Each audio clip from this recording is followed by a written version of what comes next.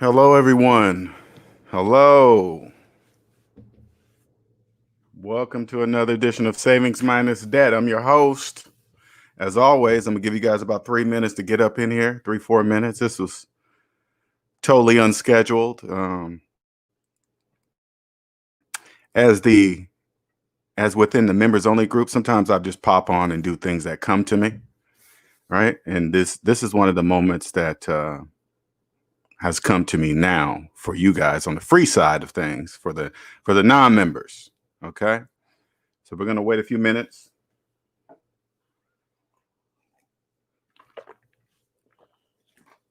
Since nobody knew I was coming on to live,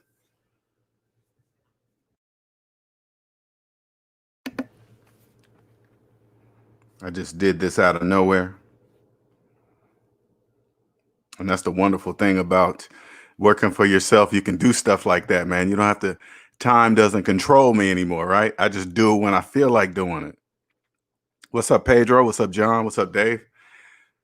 Now I do things when I feel like doing it. You know, that's the one. When you get free, when you're no longer a slave, you'll understand, you know, for example, if you're always looking at the time, it's no one wanting to know what time it is, you're probably a slave, because only slaves need to worry about what time it is every single minute of the day. I personally don't care what time it is. I really don't care unless I have an appointment, unless I need to use time. But again, that's like alien language. If you never even thought of that, that's because you only speak debt. You're a slave. So what's up, SOBC? I'm gonna talk about SOBC. I'm gonna talk about that in the members only, so you guys can get an idea of why I've been so quiet, because I really want to talk to you guys about that. So I'll say it over there, okay? And not even a bad thing; it's a good thing. All right, it's a really good thing, and it's to show you guys that are getting close to this freedom, what to expect. You know, the transition that will be happening within you. Right? You'll think it's weird. You know, because you're the only one doing it, and it's crazy, but I'll show you. I'm gonna talk to you guys about that. Anyway, what's up, Nicer? Welcome. What's going on? We got about 30 more seconds and we're gonna get started. I'm gonna introduce myself, and then we're gonna talk about the topic, okay? Because it's very important. I've been hearing a lot lately, so I'm gonna give you a different perspective of this topic, because anyway, we'll get into it.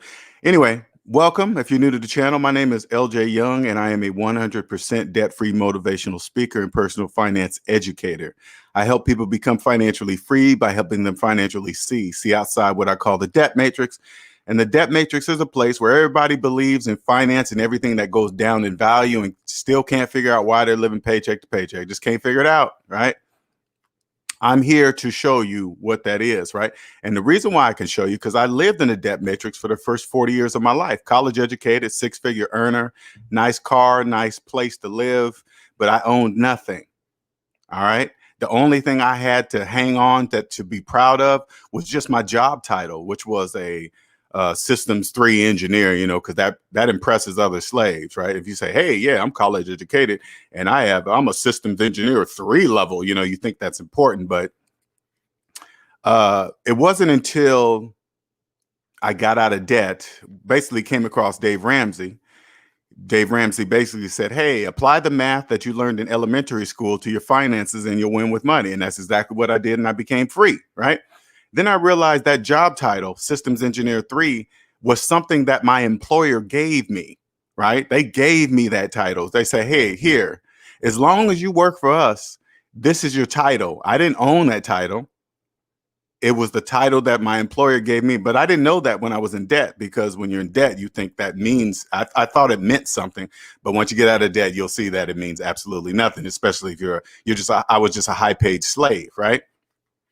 So once I got out of debt, I help others. I experienced an amazing freedom and still continue to feel it today. It never stops, right? Learn new things every day.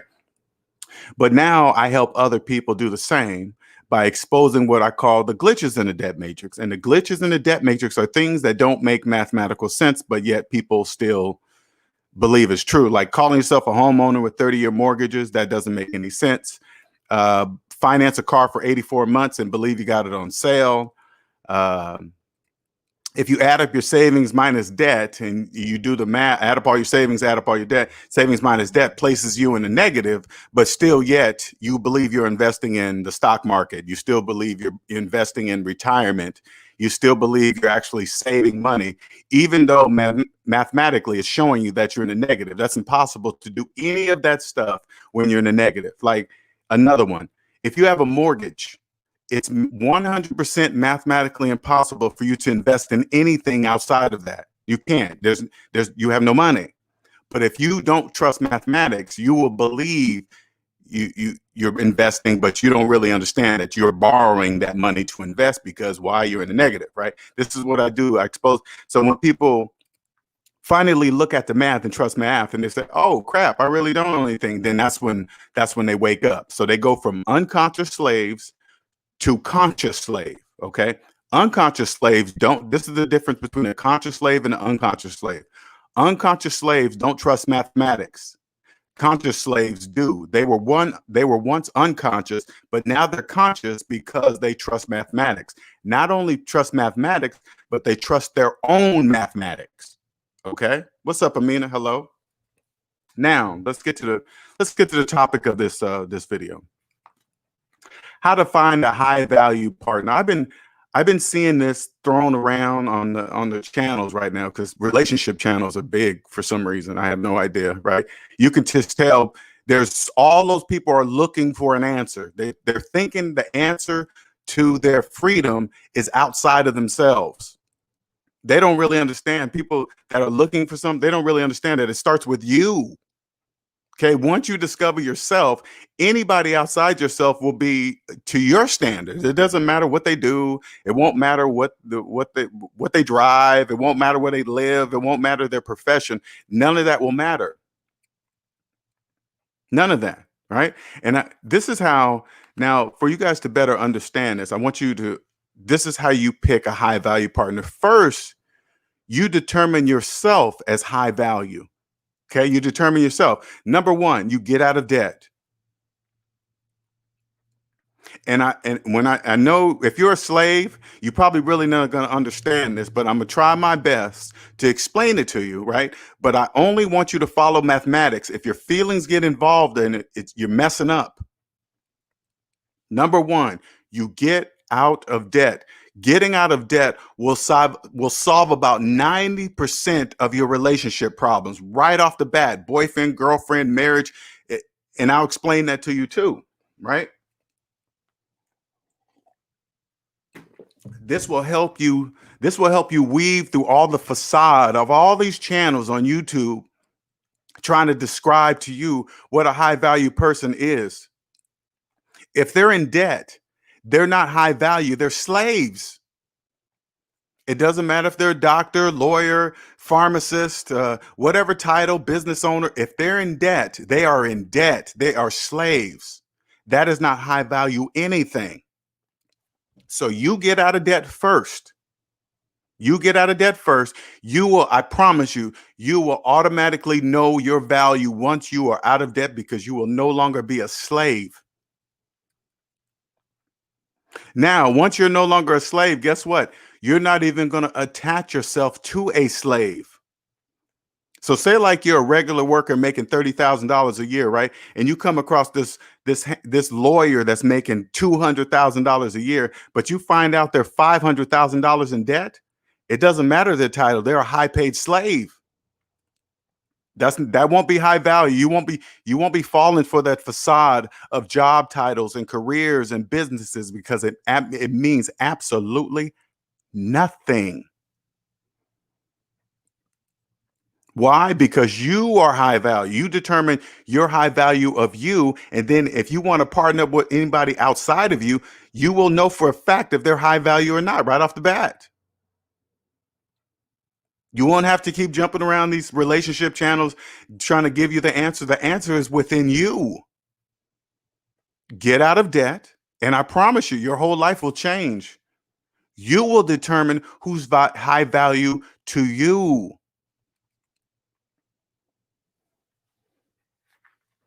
I promise you, the people that are now how and please don't misunderstand this, okay? When I talk about other channels of how I feel about their channels, that's a feeling, okay? So don't take it for what, hey, that's just how I feel about it. Business wise, it's absolutely brilliant what they're doing. It's brilliant. They just tell people they have the answer for you, even though the answer only can come from you. But if they're selling it to you, they can sell it to you. Hey, hey, are you relationships talking about all this stupid bullshit? Hey, make your money. I get it. Don't worry about how I feel about what you're doing. That's irrelevant. Math doesn't care how I feel about it. Make your money. But those of you that want a real, true, high value person in your life, partner, I promise you, this is the answer. Get out of debt, create high value within yourself, and then you will never accept anything less.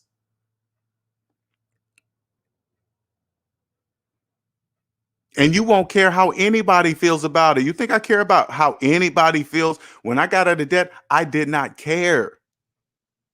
Even sex, check this out. Even sex no longer ruled me, and I'm a man. When you growing up, and you, especially as you're young man, you think it's all about fucking just keep finding more and more coochie over and over. No, it's not, man. Hey, I'm gonna tell you right now, stop it.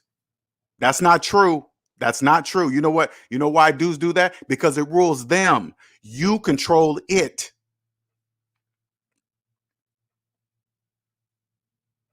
I promise you.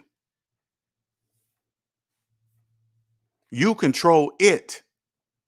Your whole life will change, especially as a young man. When sex doesn't rule you, you won't care what you see on Instagram. You won't care. You won't care how good the woman looks in some jeans and her ass is. It won't matter. If she's a slave, you will not care. She could be fine as I don't know what. If she has $100,000 in student loan debt with a brand new finance phone in her hand, you will not care what she looks like. You know how many relationships you will stop based because it even started because it was based on sex? That will never happen. I promise you. Shout out to Amizi for this $20 super chat. Thank you, sir. I know for a fact Amizi hears me. I know for a fact. I can always tell the people that can hear me. When you guys have this gift, you'll be able to see it too. I'm not saying I'm special or anything. I'm just saying once you trust mathematics, your whole life is going to change. I promise you. It's never going to be the same. It affects all aspects of your life, not just money.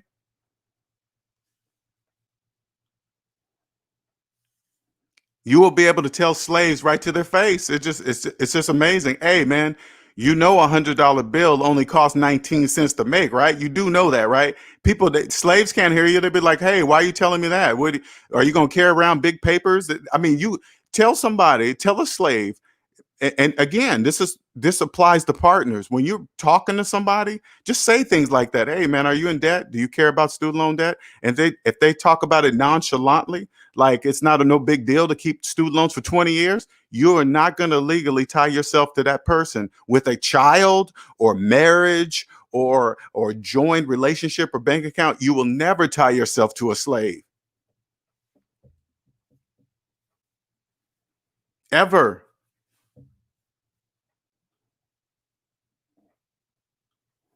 You know how to, and you slaves, I want you guys to listen in the background because I'm gonna tell you this debt talk. You know how society says, hey, you know the number one for the reason for divorce is money, right? That is bullshit. No, it's not. You know what it is? It's debt.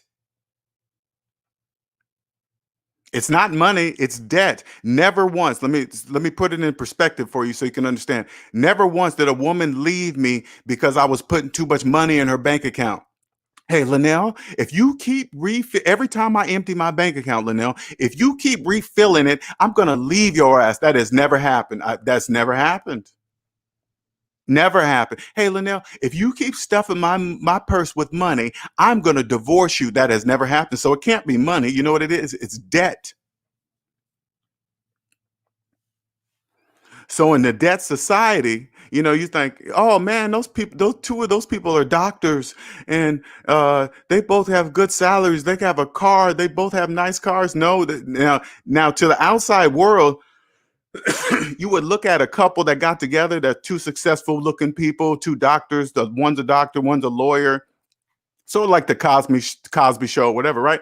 One's a doctor, one's a lawyer. That outside slaves will think, oh man, those people got it made. But what you don't see is two slaves getting together with $400,000 in student loan debt with a mortgage and two car notes. You don't even see that.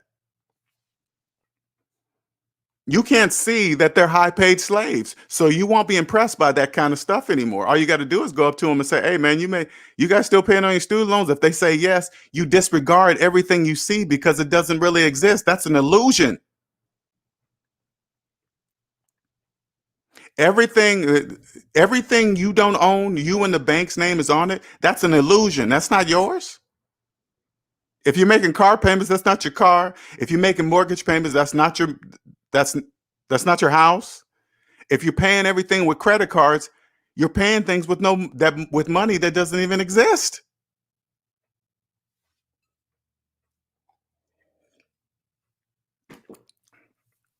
Now you get two people that get together like that. Now they got to work like freaking slaves. They have to work like slaves. Getting in that overtime. Yeah, only slaves get overtime because why? They need the money. They're slaves. That's why they think overtime's a good thing. No, longer working. That means longer working a slave. That's it. Nothing more. And then they spend time separate, wonder why they're not spending any time together. And then the debt just piles up because they're just looking at their salaries together, thinking that's how much money they really have. And they don't. None of that even exists. And then guess what? Divorce. Why? Oh man, we couldn't pay our bills. She was spending too much. He was spending too much. No, it wasn't slaves. You guys were in debt from the get-go. Divorce, and then the slaves see it, and then oh man, and then guess what? They just break up, and then they get back out on these dating apps and start getting on YouTube looking for relationships. There must be a better answer. No, it's within you the whole time. The answer's in you. You are the common denominator. You get out of debt, and your life will change. You'll get out, and then you'll see video titles like this one. Hey, how to find a high value partner. You'll think to yourself, high value according to who? You, the host? How do you even know the host is high value? How do you know that? Even your host telling you the answer, they could be so deep in debt you would never know because you only can see what they show you. You think they're going to show you what you can't see? No, they're not. That would destroy their image.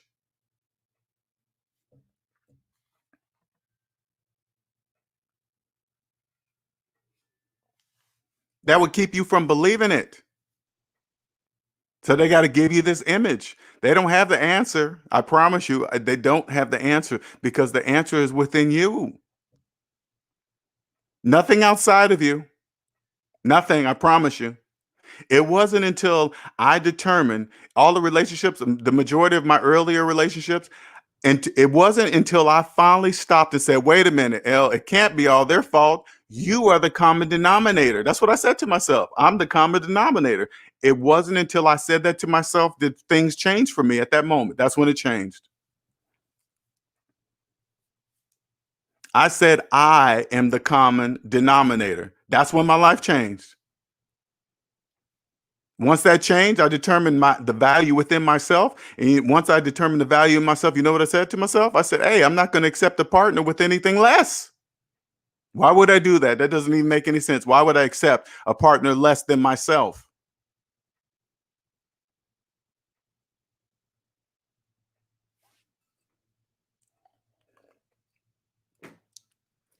All right, let me read some of these comments here.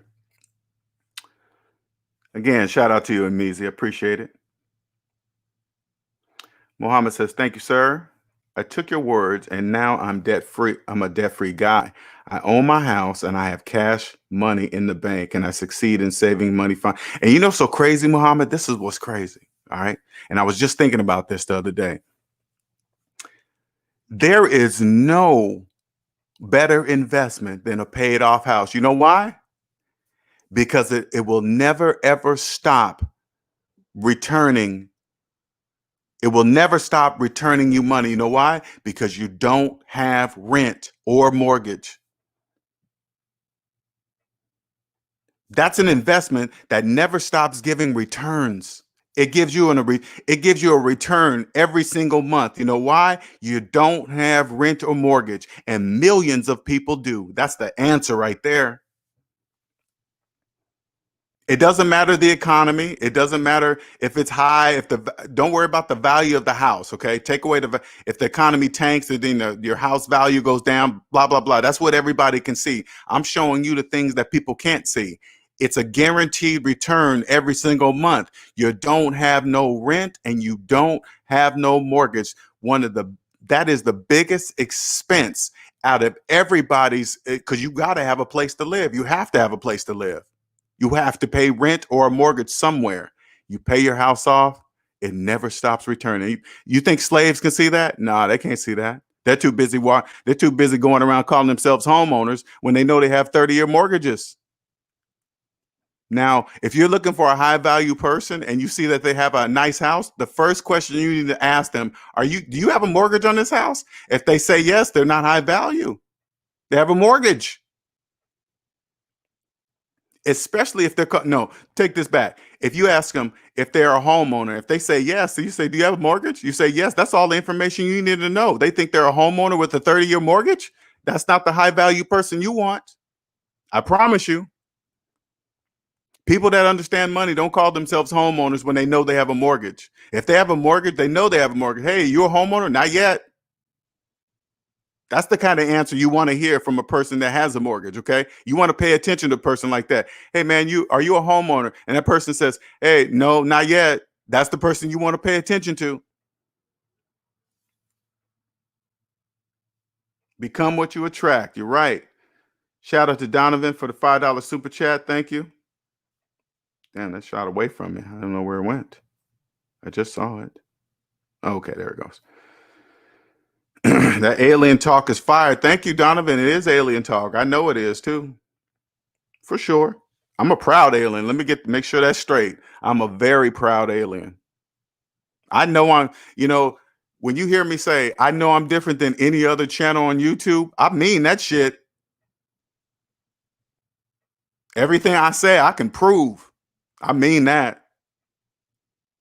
I mean that.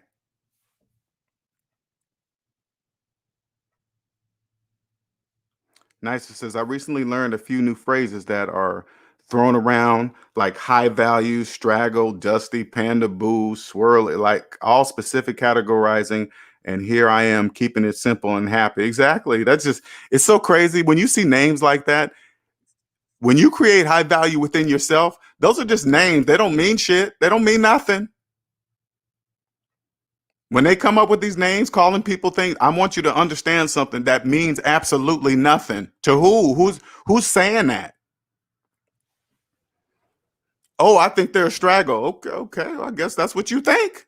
That has nothing to do with me or you. You guys that follow me, I don't care what anybody thinks. I don't care what they say. I don't care if they don't. I don't care about slaves. Why would I care about anybody? Why would I care about a slave that don't trust mathematics? That would make me an idiot. I'm getting mad at slaves because they don't trust math. That doesn't make any sense to even get mad about. I'd be mad at myself. What are you getting mad about? If they don't trust math, they just don't trust math. Once you trust math, you're free. That's how simple it is. I promise you. Once you trust mathematics and the math that we learned in grade school, forget about the algebra, the calculus, all the trigonometry. None of that means nothing, okay? You're never going to use it. You're right. You probably said it to yourself all the time. Am I ever going to use this math? No, you're never going to use it, ever. Then you got to think to yourself, then why am I learning it? Exactly. These are the questions that you got to ask yourself because you don't need it.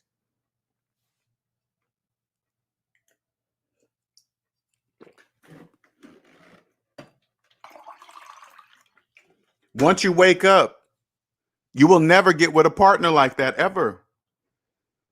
What's up, Frank? What's going on? What's up, Kevin Jones?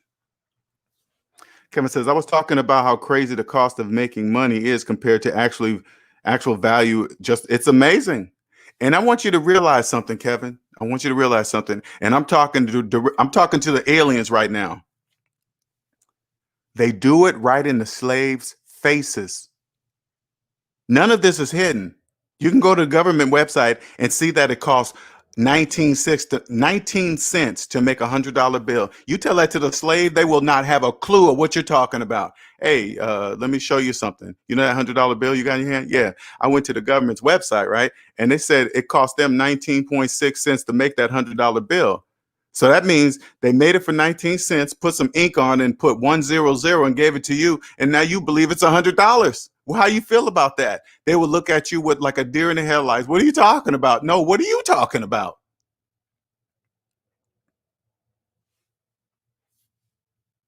Once you get out of debt, you will always look at, I cannot not look at money like that. I can't unlook at it.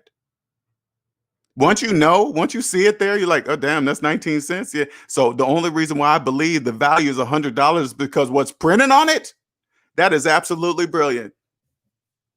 That's absolutely brilliant. You know, like, for example, let me give you guys another example. A $20 bill costs 16.1 cents to make. A $50 bill also costs 16.1 cents to make. That's like 32, 33 cents together. But the slaves think that's $70. When in actuality, it's like 32, 33 cents. But a slave will say, hey, that's a 50 and a 70. Yeah, that's $70. Oh, man.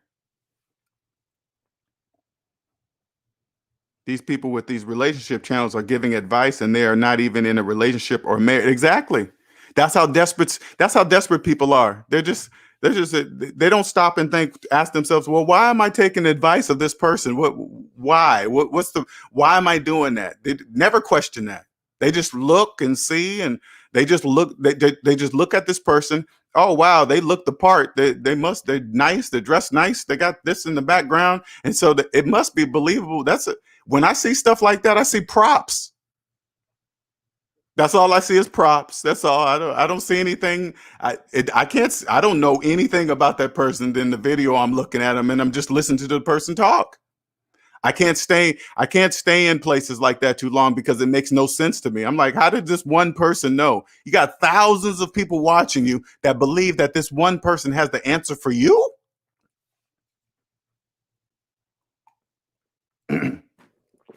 I can't stand in rooms like that. It just drives me nuts. But again, please don't misunderstand me. It is a business. What they're doing is brilliant. Okay, from business perspective, what they're doing is absolutely brilliant.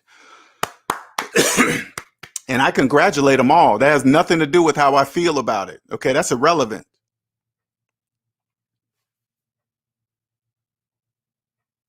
What's up, James? What's going on? Enigma says, I got my eye on a nice look baby doll at the gym. I hope she's not a slave. All the goodness gone to waste. Exactly. You're gonna find out quick.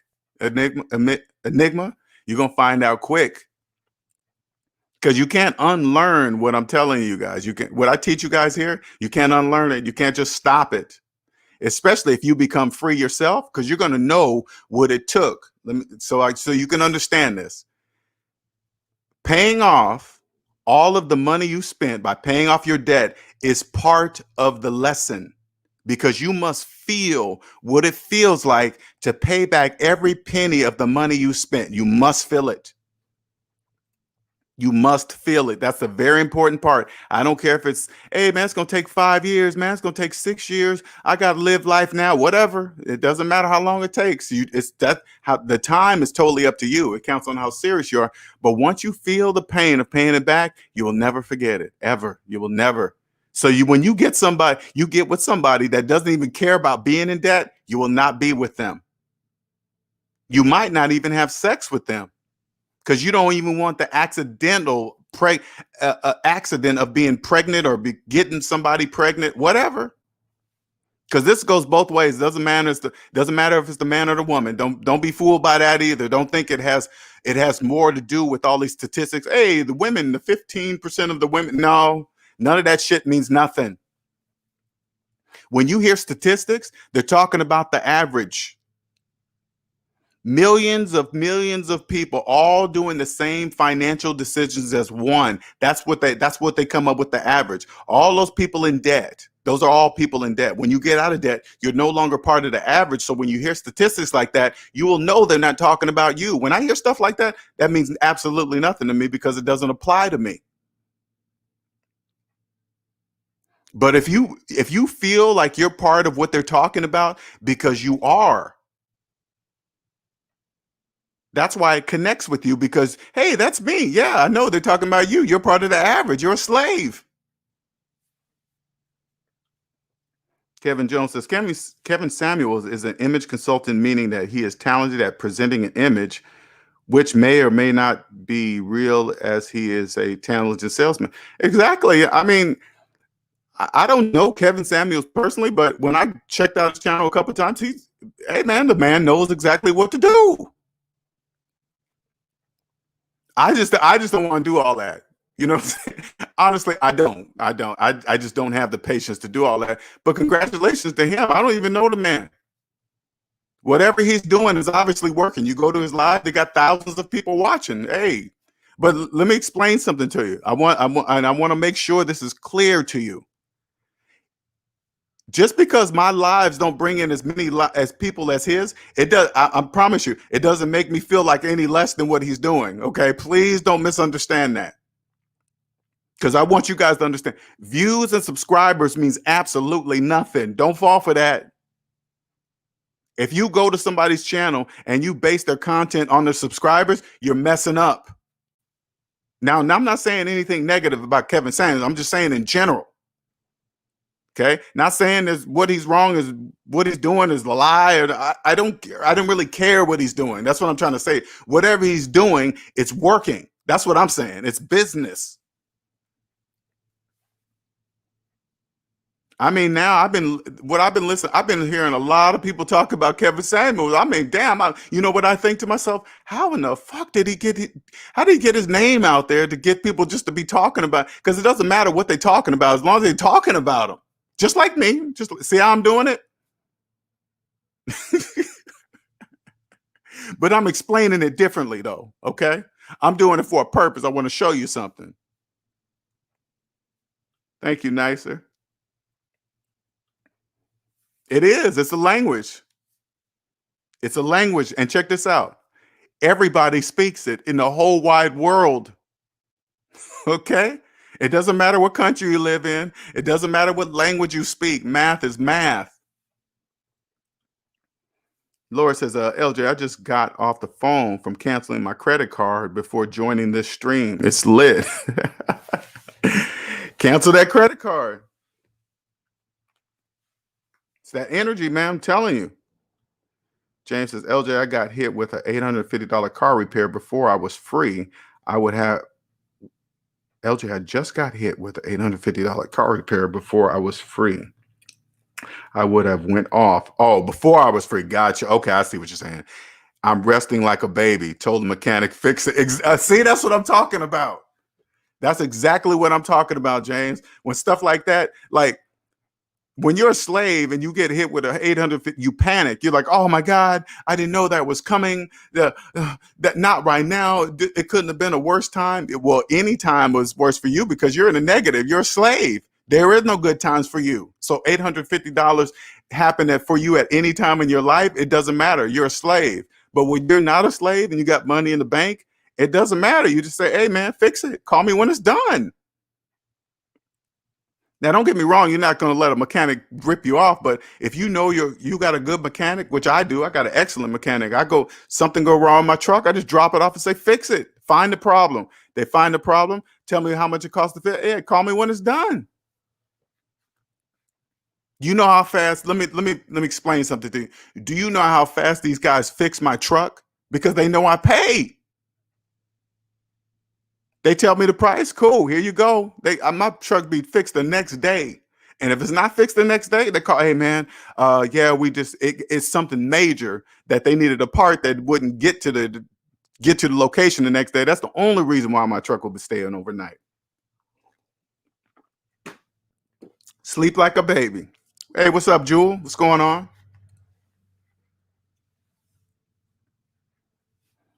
Every time the women get in here too, man, I hope you guys really listen to what I'm saying.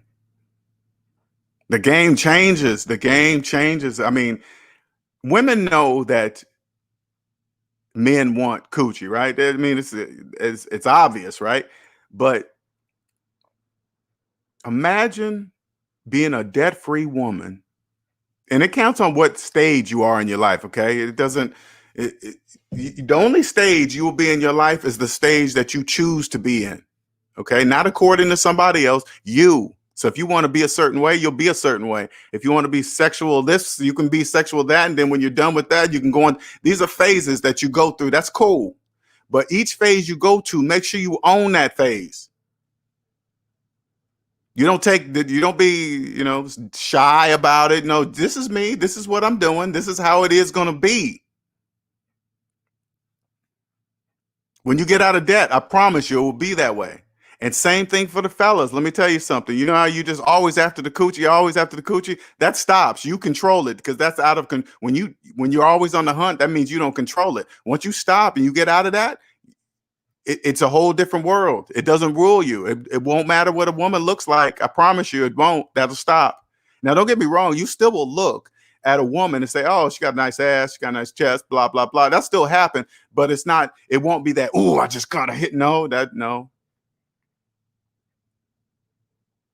The game changes after that. I promise you it changes. Once you have the control of that, oh yeah, everything changed. There won't be no accidental this. You won't be, hey man, I got to fill it without a condom. No, you won't. You won't do none of that. That stops. You will wear a condom every single time. Always protection.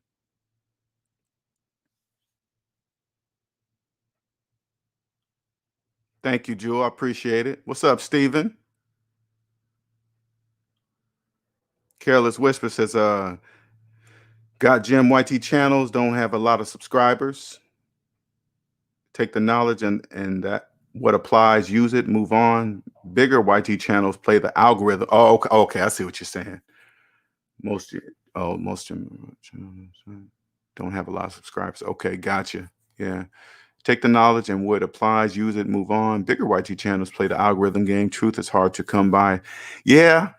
And like I said, I'm not knocking any of the bigger channels. Okay, when you guys hear me talk about people and they're successful, I literally congratulate them. Hey, congratulations. Hey, go ahead. But I'm just here to show people other side. There's other sides to see that you don't see. When I see a lot of people on a live channel, I just say, damn, that's a lot of people looking. When I see 4,000 or 5,000, now again, congratulations to them, right? But 4,000 or 5,000 in a live, I'm like, damn, that's a lot of people, right? At 10 o'clock at night. But I look at everything from a different perspective. I'm like, damn, look at all those people looking to one person for an answer when every answer to all those 5,000 people, the answer is within themselves. Why do you think relationship websites are making billions of dollars? Why? Because everybody's looking. They think it's on a website. Okay, they think that what they're going to read in the person's profile, the pictures that they put up on there. What do you think they're going to put up? Bad pictures? You know what I'm saying? Do you really think on relationship websites, are they going to put up pictures of what's really going on in their lives? No, they're only going to put up what they want you to see.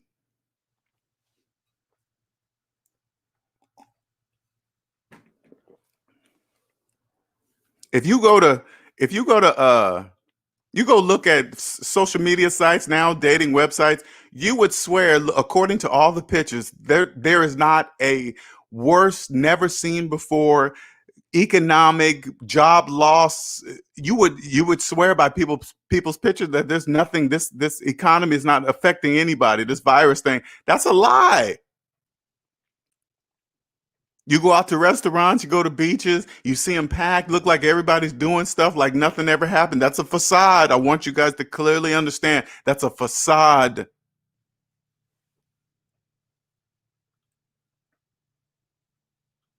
Red Pill says, I remember when I used to finance popcorn at the movie theaters. Now the movie theaters are going out of business. Debt ruins businesses. Movie theaters were on their way out anyway. It really this just gave them the kick, right?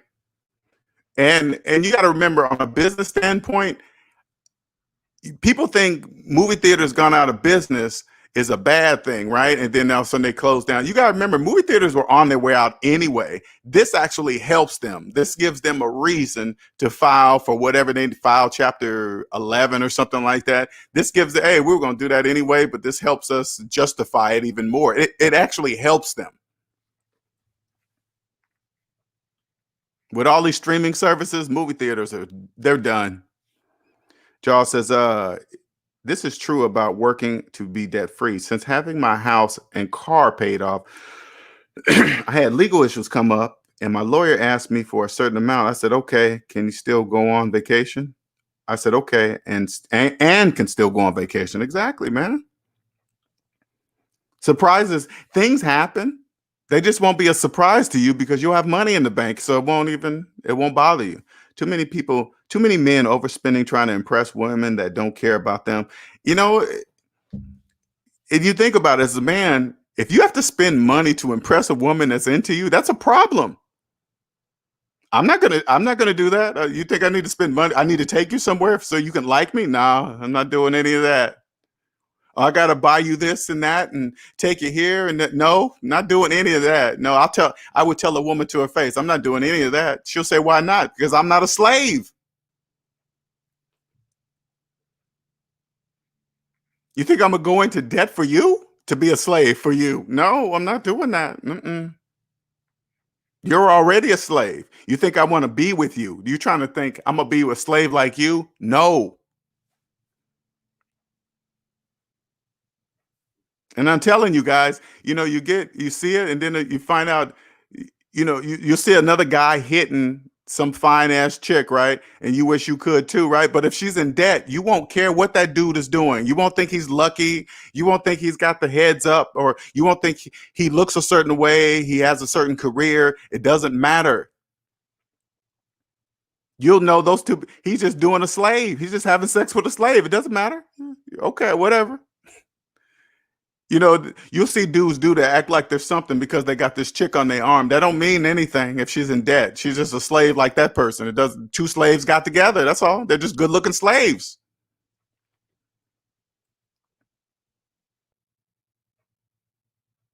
Let me tell you something, fellas. You'll stop that. Get out of debt, and you will stop thinking that you need something to impress to get a type of woman.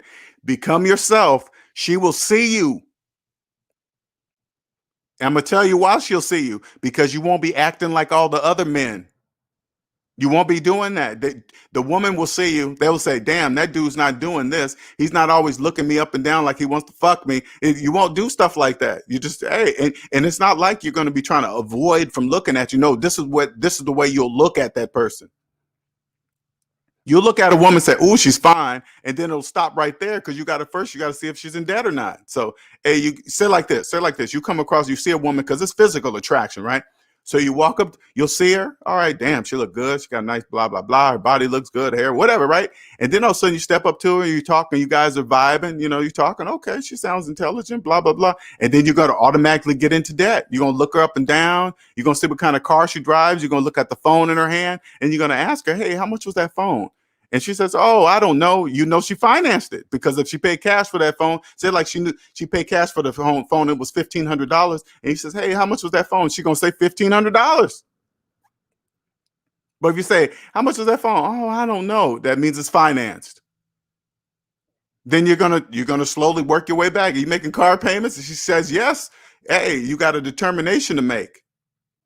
Either you're gonna get with her and always use protection, make sure nothing ever happens, or you're not gonna do anything at all.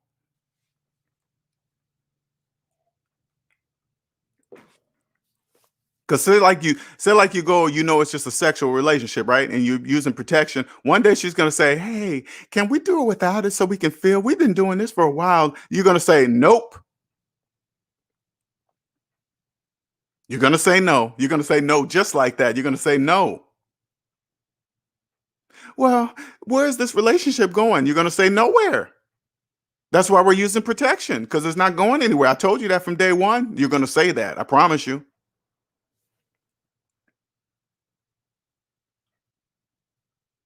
Relationships are a currency just like money. The right people will come to exactly. Once you find yourself, the right woman or man is going to come to you. Once you create a high value person, which is you create your own high value, which is you. Once you do that, you will attract other high value people. Careless Whisper says this channel is a gem. I'd rather gain this knowledge for life than other channels for a season. Exactly. This is what I teach here is for the rest of your life. It's not just what's going on now, what's happening, who's the cool person. It has nothing to do with that because it's you. I teach you the high value person is you. Do you hear it? Do you hear it in my voice? I know I'm high value. I know there's not a doubt. Nobody's above me. Nobody. I don't care how big their channel is. I don't care how much money they had. That means nothing to me because I'm high value. Muhammad says your channel, sir, is the best on YouTube. That's exactly how I feel, Muhammad. And I mean that. I'm not even bragging. I know I'm different. I know I am. And anybody that follows this channel, I'm telling the truth because my math is right. I'm doing what I'm telling you guys to do. I got out of debt. I quit my six-figure job. I went on my own to become an entrepreneur, create a business, blah, blah, blah. All the other stuff, helping thousands of people change their lives. That's just the frosting on the cake. I didn't start this to be saying, hey, I'm gonna help millions of people. No, I'm just sharing my story. That's it. Talking to myself on lives for a year by myself, just talking to myself, maybe one or two people pop in, whatever. I said I didn't care. This is for me. If I'm going to tell people what to do to become free, I need to do it first. I need to earn their trust in a world of untrust. That's my goal. You earn a people's trust. It's a lifetime. I remember seeing the Anthony Bourdain Cuba episode. One guy said, the camera is the biggest liar. The camera is the biggest liar. It's true. Red Pill says, it's nice having money now. I go to restaurants and tip first. Exactly. And you wouldn't believe how fast I get my food. You can't do that while in debt. You can't do that. You don't even think about that. When I go to restaurants and I get good service, I tip. Make sure that person knows that I appreciate that type of service because I've been to restaurants. You ever go to restaurants and you got bad service and you still tip? I don't do that shit. I don't tip nothing. I'll write a line right through the tip line, right in front of them. Especially if I got bad service, people are too intimidated. Yeah, I'm telling you, once you get out of debt, you won't do that. Check this out. Once you realize you're a slave, you won't be tipping for bad service. You'll say, nope, I'm not tipping nothing. Do it right. Write it down right in their face because they kind of like look at you as you write it down. I'll write 0, cross through the line and look right back at them. Here you go.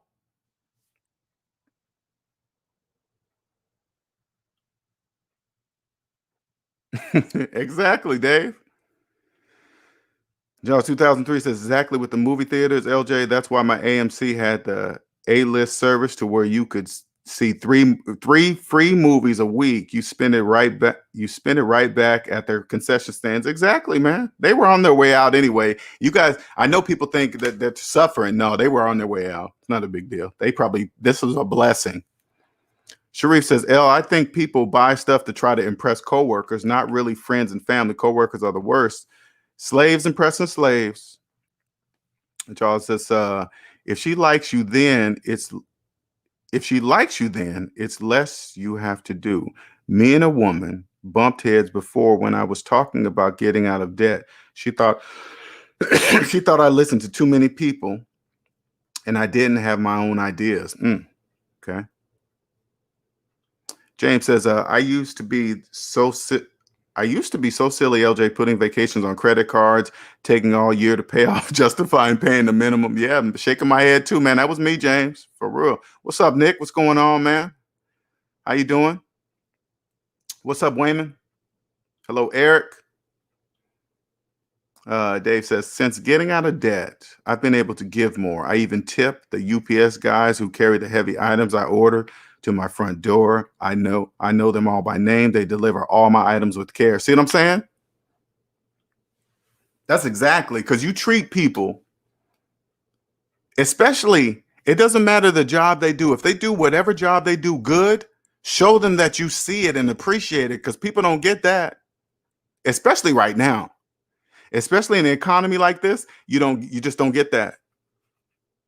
I guarantee you, when they come with, I mean, not if they're dropping off a damn spatula, okay, but if they're coming with a heavy item, or if they're coming to your house a lot, you see the same dude, let them know that you recognize their service, man. And they will always remember you, and they see that name on the thing. Hey, yeah, make sure this package is not on the bottom. Make sure it sits on the top, wherever it needs to be in the truck, so it's not damaged at all. That's what will happen. That is exactly what will happen. But back to the relationship stuff, okay?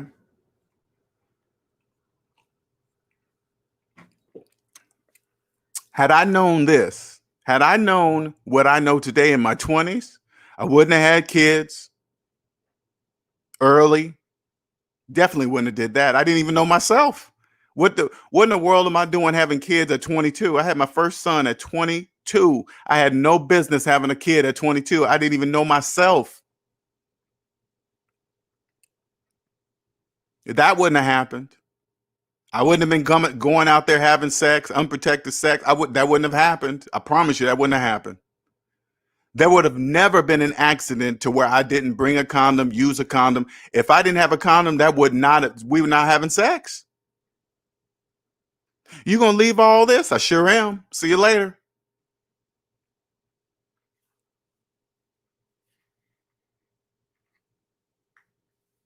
And what's so crazy? You think about it even more like this.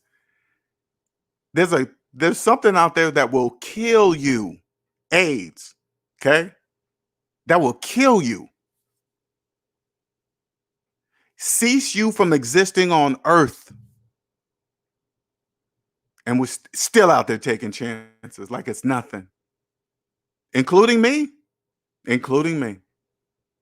That blows my mind right now, because once you get out of debt, you realize time is the most valuable thing on earth. You won't waste it on anything, especially a relationship. If you okay, put it this way. You get a relationship and you realize time is the most valuable thing. You won't waste it on arguing with people. You won't waste it on fighting. You won't waste it on being in court, domestic violence, restraining orders. All that stuff costs money. All just putting you deeper and deeper and deeper in debt. You won't even get with somebody like that. I promise you that will never happen, because you won't get with people like that. The majority of people like that, they're in debt. And if they're in debt, that's why they're there.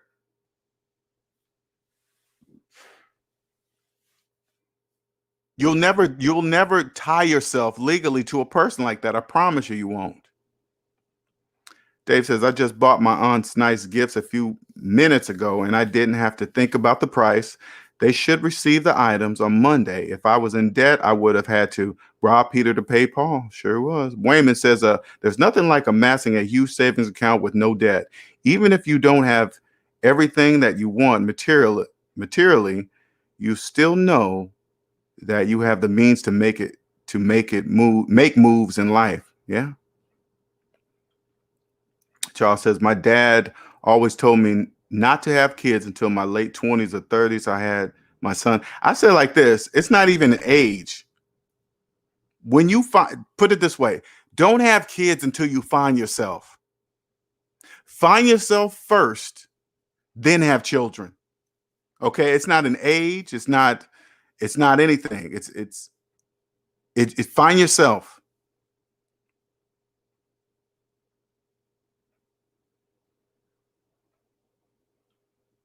Pedro says many dudes can't run away from, yeah, because it controls them. It controlled me in my younger years. It controlled me. All right, it controlled me for sure because I was listening to other dudes. But as I was getting older, I used to say to myself, I used to say, and I kid you not, okay, I don't want to do that anymore. I remember saying it to myself, but dudes will try to make you feel bad if you're not hitting new ass every day or whatever, a different woman. They'll make you feel kind of weird, but you can wake up and say, no, I don't want to do that. That's cool for you, but I'm not. And then you got to own it. If they say, oh man, you this and that, you say, yes, I am. I'm not doing it. Then they'll stop. Wayman says, being sexually disciplined has kept me out of so much trouble over my 36 years. And you know what's so crazy, Wayman? I was just saying that. Dudes will try to make you feel ashamed of something like that, right? Oh, he's waiting to get me. No, you just turn to a dude and say, nah, man, I just control it. It doesn't control me. And I promise you, fellas, when you control it, a woman's gonna know that you're controlling. You know why? Because they'll know that you're not trying to hit that, trying to hit that ass. Like everything you're doing is just to get. They will know. I promise you, they'll know. They will know.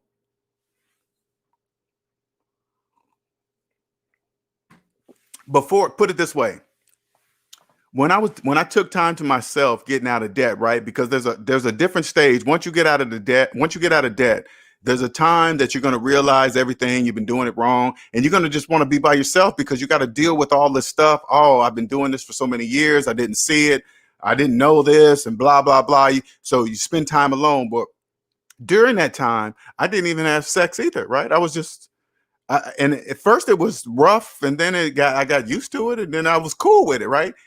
And then I said to myself, I'm cool, man. I don't need it like that anymore. I'm good. If I do, we do. We don't, we don't. It's not a big deal. What I didn't know at the time is that I was gaining control of it. I didn't realize that, right? But I was saying to myself, oh man, I'm cool. I don't really need it like that. But if it happens, cool. But then when I would go out on dates, it wasn't like I was trying not to, like I was pretending like I didn't want to hit it, right? I just didn't think about it, right? And women can feel that type of energy. Hey, we're cool. Hey man, it was cool having fun with you. I'll just get out the house, and then things happen after that. But it was very different. It's not the same. It's very difficult to explain too. Let's see here. What's up, live? What's up, LJ? If you're already married to a slave and you are trying to get out of debt, would you include her in the budget instead of letting her spend the money freely? That's a good question, live. Let me tell you something like this. I get that question a lot. And those of you that are married and one wakes up and the other one doesn't, I'm going to put it this way. That's going to be very tough. You might end up getting a divorce. And I mean that shit, man. I mean it. It's very, if one wakes up and the other one doesn't. So this is why I suggest do not do this without including your partner. You don't want to act like it's a surprise. You did something behind your spouse's back. Oh, you tell them, hey, you know what? I found Savings Minus Debt channel, man. He shows me a different way. We're slaves. Here, let me show you. You put it down on paper. You go add up your total debt. Show your spouse with numbers. Just don't say it, okay? Just don't go up to him. This is what I strongly suggest. Just don't go up to him and say, hey, man, I found this channel. This dude said do this and that. I want you to put those numbers down on paper. So before you confront your spouse with that, you go through the Credit Karma. You can come see me. You can schedule an appointment with me if you want me to do it for you. And then I'll give you the information. And then you take this information to your spouse and say, hey, baby, this is how much debt we're in. I added up your debt and I added up my debt. And for us being married, this is our total debt. This is how much we're worth. You show them. Now, if they don't give a fuck at that time, that's a different problem, because that's when you go, okay, well, if we're this deep in debt, and I'm, excuse me for cussing, because I normally don't cuss, but I want you guys that are new to my channel, I want you guys to understand something. I only cuss to show you the severity of it. I want you to feel when I make a statement and I use a cuss word in it, I want you to know the severity of that situation. If you show them their total debt and they don't give a fuck, that's a problem, because they don't care about being a slave. And if they don't care about being a slave and you're married to them, you're slave also by default, according to the state that you live in. Let me say that one more time. If you're married to a person and they don't care about being in debt, they don't care about being a slave. And by default, since you're married to them, you are tied to them into slavery. Whatever they do is on you, and vice versa. You show them the numbers and you tell them with severity how important this is. Leroy says, LJ, what are your thoughts on minimalism, and do you in some way, some form? Oh yeah, I practice it all. I've been practicing. Once I got out of debt, check this out. When you get out of debt, you form minimalism. It happens automatically. I promise you, that's the best way I can put that. Minimalism happens automatically when you get out of debt. It just happens. That's a great question. Pedro says, I've had women tell me I'm different for that simple fact that I'm not always available for sex. Exactly. I've heard that. I heard that so many times. Do you even, I remember a woman said, do you even want me? She said that to me. Do you even want me? I said, yeah, I'm attracted to you. I figured if you were ready, you'll let me know, and vice versa. It wasn't a rush to me. I didn't really care. And she really thought I wasn't sexually attracted to her. I was like, no, I am.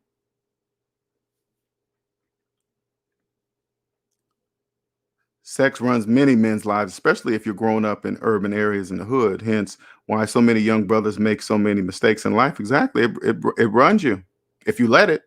Unfortunately, in the Black community, a Black man's masculinity is determined by how many or what type of women that he sleeps with. Unfortunately, but you got to remember at the same time, Leroy, those are the women that are attracted to him. Women that are attracted to dudes like that, I'm cool with that, because that's not the type of woman I'm looking for. If a woman's attracted to a dude because of his job title, his career, his money, where he lives, that's great. Because I don't want you even looking at me, because I'm none of that, and I won't be that for you. I would say that. It says sex shouldn't be so casual. It has consequence. It shouldn't be casual. I remember as I was phasing out of my cocoon. I don't know how to describe it, right? But I remember I started saying to myself, you know what? Unless the connection happens before the physical act, I don't want the physical. I made up my mind. That's what I determined. Because this is the best way I can describe to you guys so you guys can understand. And this is me. Before the physical act happened, I knew it right from looking in her eyes. I already knew it.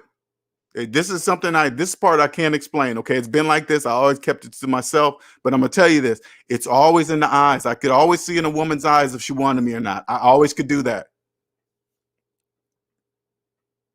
Because it works two ways. Okay, it was cool for the women that I was attracted to, but if I saw a woman that was looking at me a certain way that I was not physically attracted to, I didn't make eye contact.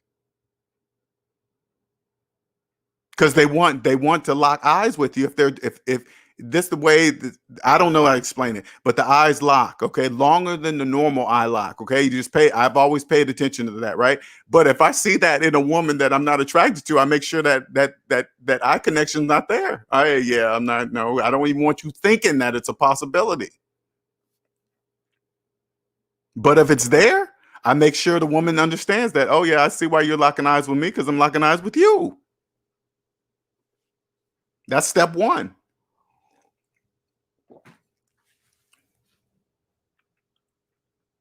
once you no longer put sex as a priority in life, many women will see that you're not easily swayed by how they look and the potential to have sex. Yeah, they will often be forced to bring more to the table.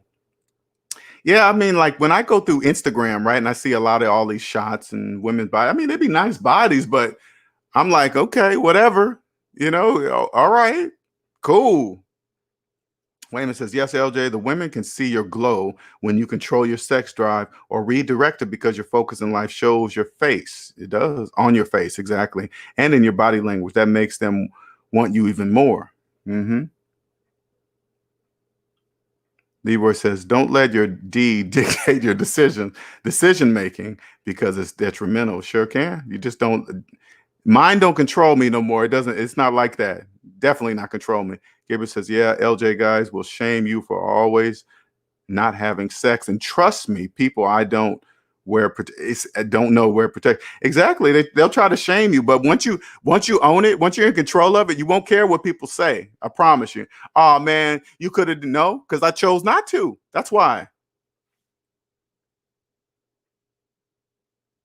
Because trust me, there's been a couple situations I was in sexually and I chose not to have sex. Because I just refused. If I didn't feel it, it just wasn't happening. It just wasn't happening.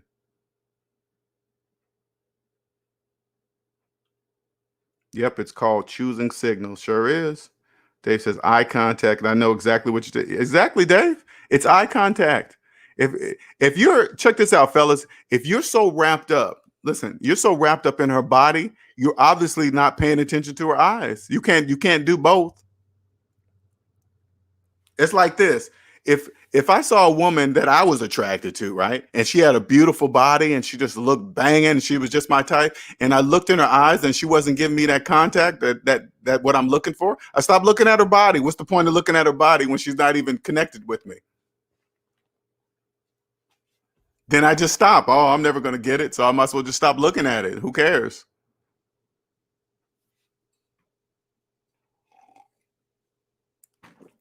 Put it this way, all right? And again, I'm not bragging, okay? I swear to God, I'm not bragging, right? I've always paid attention to women's energy. I could walk in a room, scan the room, whatever, right? And I could automatically pick out the women that are going to be the most likely, not all the time, the most likely the type of women that are going to be attracted to me. It could be across the board. They don't have a specific look. It's an energy feeling. I can't explain that part, but I just paid attention to it. That's it. Leroy says any woman that gives you a hard time when dealing with her, he doesn't really like you anyway. Yeah. Lai says I sent posted on your SMD FB page about spending 3 weeks in the jail. Oh, yeah. I saw that. Okay, that was you. All right, cool. All right. Almost everybody answered yes, and it was mostly women. The pickings are slim. And did you see my response, man? I said, people do this out in front of everybody publicly. And people in the comments will be like, yes. It's like they don't even know what they're saying. Don't even know what they're saying. I said, okay, yeah. James says, I had 4 different times I know of that I turned down women. The next dude got her pregnant. Yeah.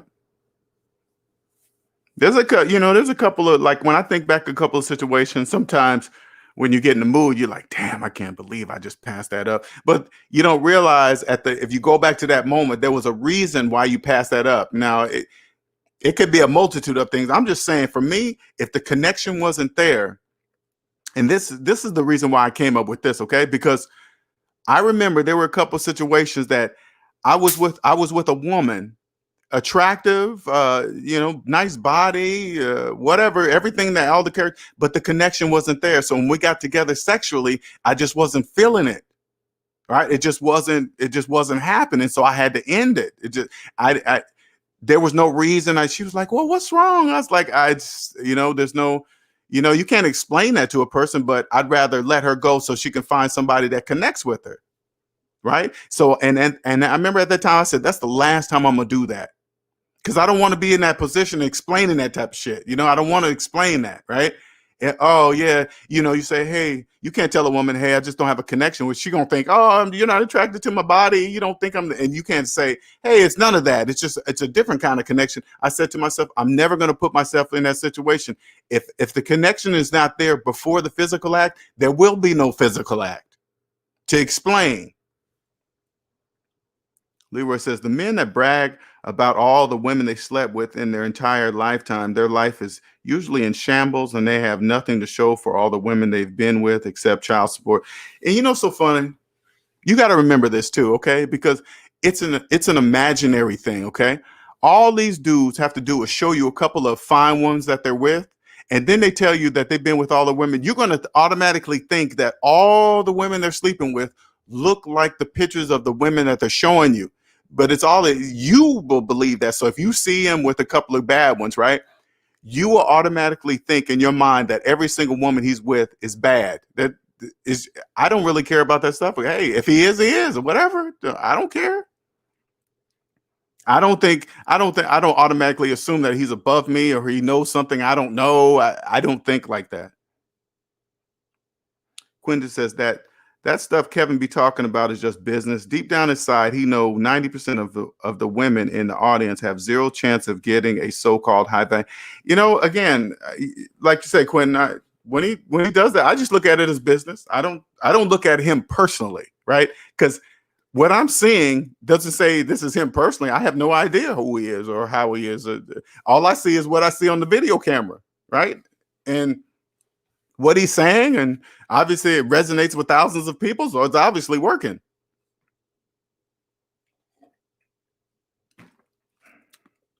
Nicer says, yes, fellas, get a good look at her eyes, because if she's psycho, it will show it in the eyes. You're welcome. Sure will. It will show. That's 100% true.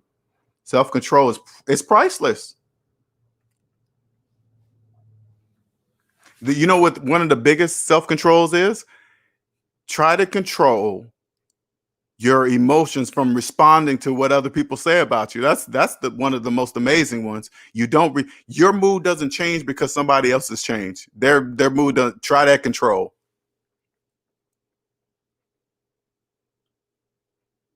Wayman says men get post nut syndromes when they have sex with a woman whom they distrust or wasn't that attracted to. Seeking sexual access instead of compatibility is the Achilles heel of the black man's life. Yeah. Mina says, like Hyphy said, no one can tell you what you value. I walked into this mall full of high-end stores, Gucci, Coach, Louis Vuitton.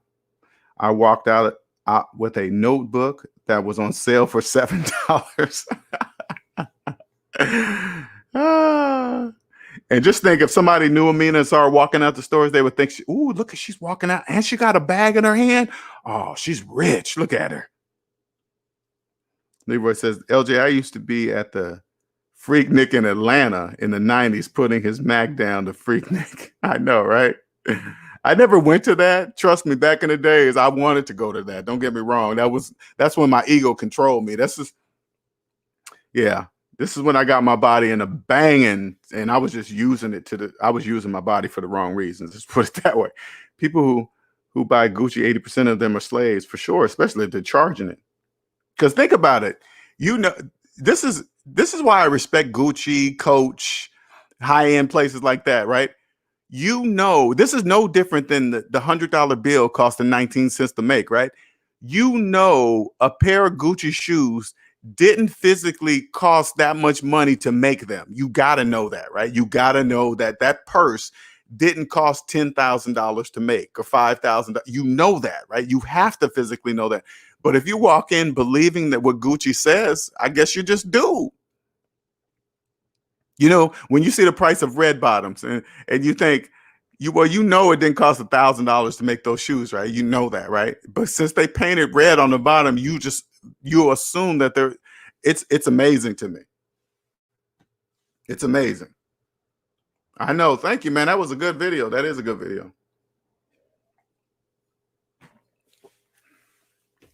And those of you that are new to my channel and you're in the background and you go into all these relationships channels trying to find that high value person, there is none. It's you. You are the high value person. It doesn't matter what type of job you got. It doesn't matter. You determine the high value. What's high value to you?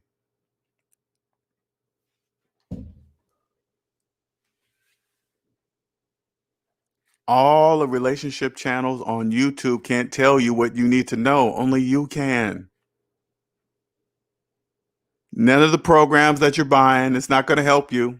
I promise you. It's just business. Don't get me wrong. They're not doing anything wrong to you. Okay.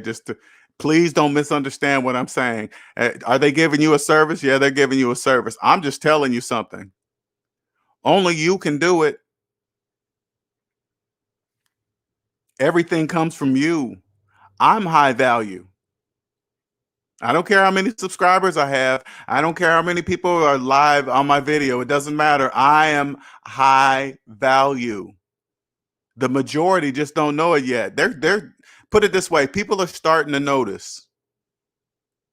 Okay? And this is why you guys that follow me, I want you to hear the way I speak before it happens. Okay, because while I'm right here on the mic, I didn't know I was going to one day be on the mic talking to all these people. I didn't know that. So I'm telling you right now, before it happens, what's going to happen? The only thing that's missing is that people don't know who I am. That's it. That's the only thing that's missing from this equation. Not enough people know who I am yet, but it's coming.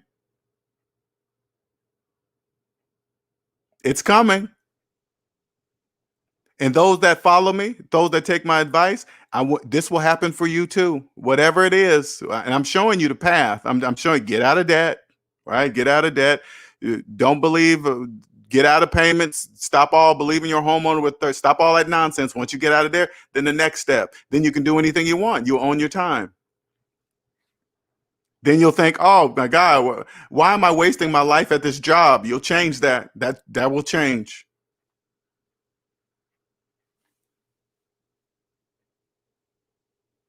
Shout out to Amina.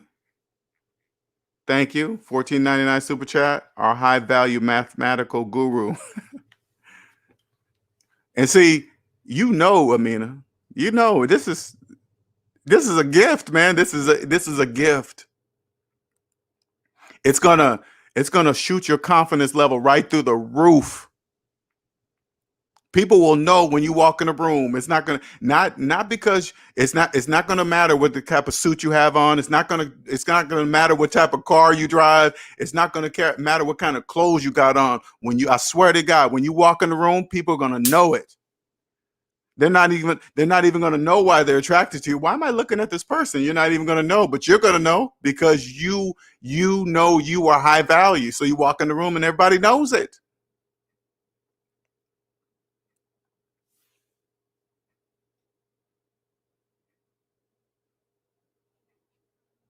I'll tell you guys this, all my life, okay? And I've never understood this, okay?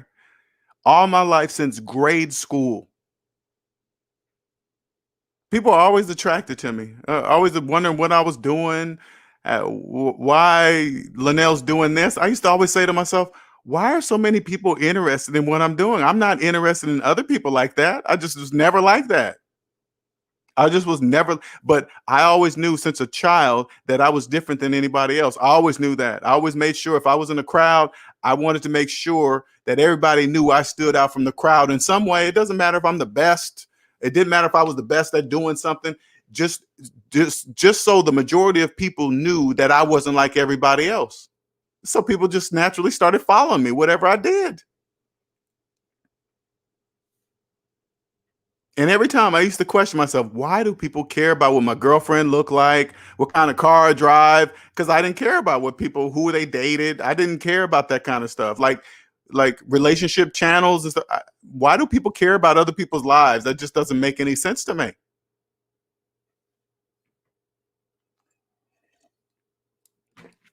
But now I know. Because I always believed in myself. Whatever I did, I always believed in myself that I could be the best, if not one of the best.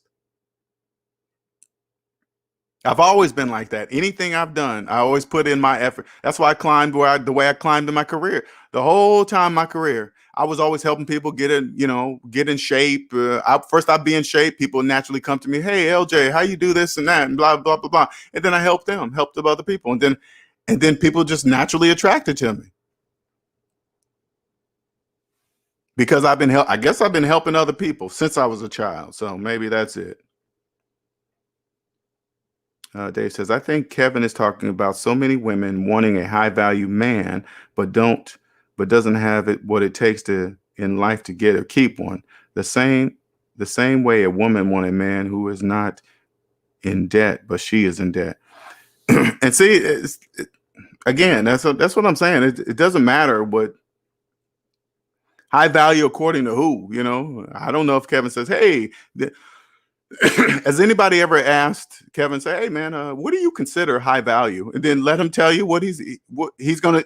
The only view he can tell you what considered high value is his view. So when you ask him, you say, hey man, what is determined according to you? What do you determine a high value person? And then he'll run off a list. I don't know what the list is, and then I'll say, okay, well, this high value person, are they in debt? Or this would be my question. Is that high value person in debt or not in debt? And if he starts confusing business debt and personal debt, because a lot of people do that, not saying that he does. Oh man, this person has this business and that, okay, then you say, no, I'm not talking about business debt. I'm talking about personal debt. That high value person, do they have 20-year-old student loans? Yeah, then they're not high value. It doesn't matter what their business is doing because the business of themselves is not in business. This is exactly how you will talk. So then you will say, well, I don't believe a person with 20-year-old student loans is high value. That's exactly what you would say. With designer clothing, you're very rarely paying the sky high price based on manufacturing. I would never do that. I don't care if I made millions. I don't think I could walk into Gucci and spend $5,000 on a purse. Now remember, here's the difference, though, so you guys can understand the difference. Once you create, and I'm going to take you to another level so you can understand this, right? Once you create a successful business, how do you create a successful business?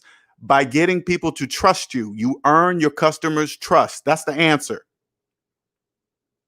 You get out of debt first. You won't be so money hungry when you create a business. You won't be so money hungry. You'll do it right. You'll make sure the proper taxes are being paid. And instead of being focused on money, you focus on earning their trust. That's how the longevity of your business. That's how you create it. Once you create a successful business, making lots of money, anything you buy. So say like you go into Gucci and buy a $5,000, $10,000 purse. You're not paying it. Your customers are paying that. Because when you don't work for money dollar for dollar, hour for hour, hour for hour, dollar for dollar, you create a successful business. Your customers are paying for that kind of stuff. You see what I'm saying? That's how it works. So it doesn't really matter the price of the item inside of the Gucci store. It really doesn't matter because you're not paying for it.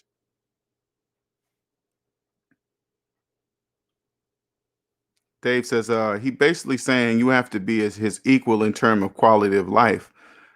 Yeah, I mean, I don't want to keep talking about him. I don't know him unless I know him personally. I can't really speak on him. You know what I'm saying? I don't really go by what people's image is on YouTube. But when you come to this YouTube, I want you guys understand something. This is me. Okay, you can go back through all my videos and see this is me. This will always be me because I will always be right. Leroy says playing basketball helped me learn how to not only control my emotions, but keep them in check as well. Okay, most definitely.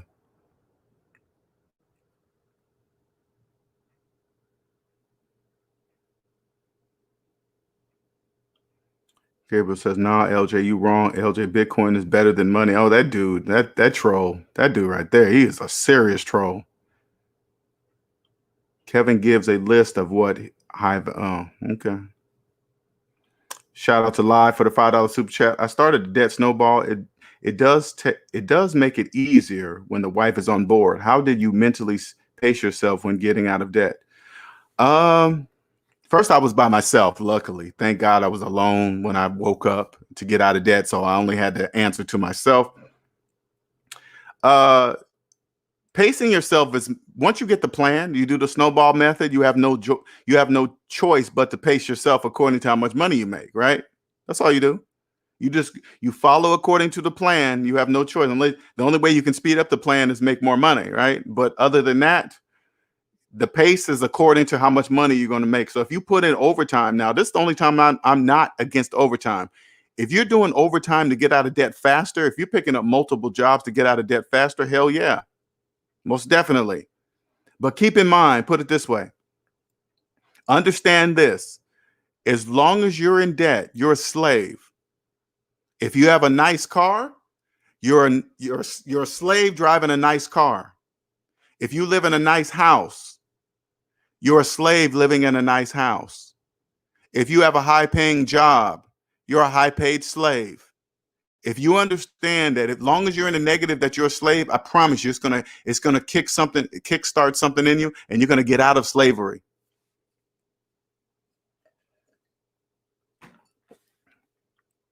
People won't be able to use you anymore. You won't get snookered by people taking your money in relationships. Because you got to remember, people that are trying to, now it's very hard to determine somebody that just wants you for your money, right? It's very hard, especially if you're in debt. But you get out of debt, that's not really that difficult to see. Because I guarantee you, somebody that's trying to come in and just want you for your money, I guarantee you their credit is not their credit.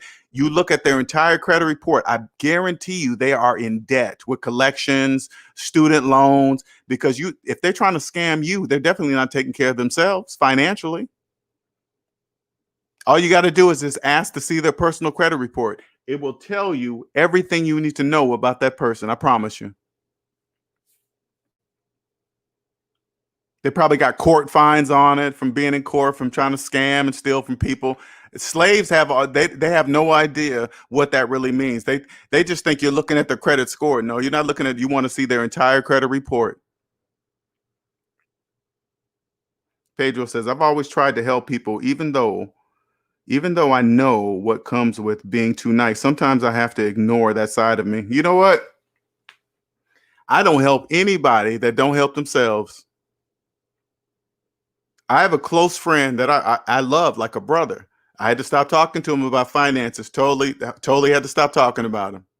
Slowly stop talking to him about finances because I saw him. He's a slave and he keeps digging himself deeper and deeper in the hole, and he thinks he's doing something. So I had to stop. This is going to happen to you. Debt is the colorblind slave master. Doesn't care who it is, mama, daddy, sister, brother, grandparents, close friend. It doesn't matter.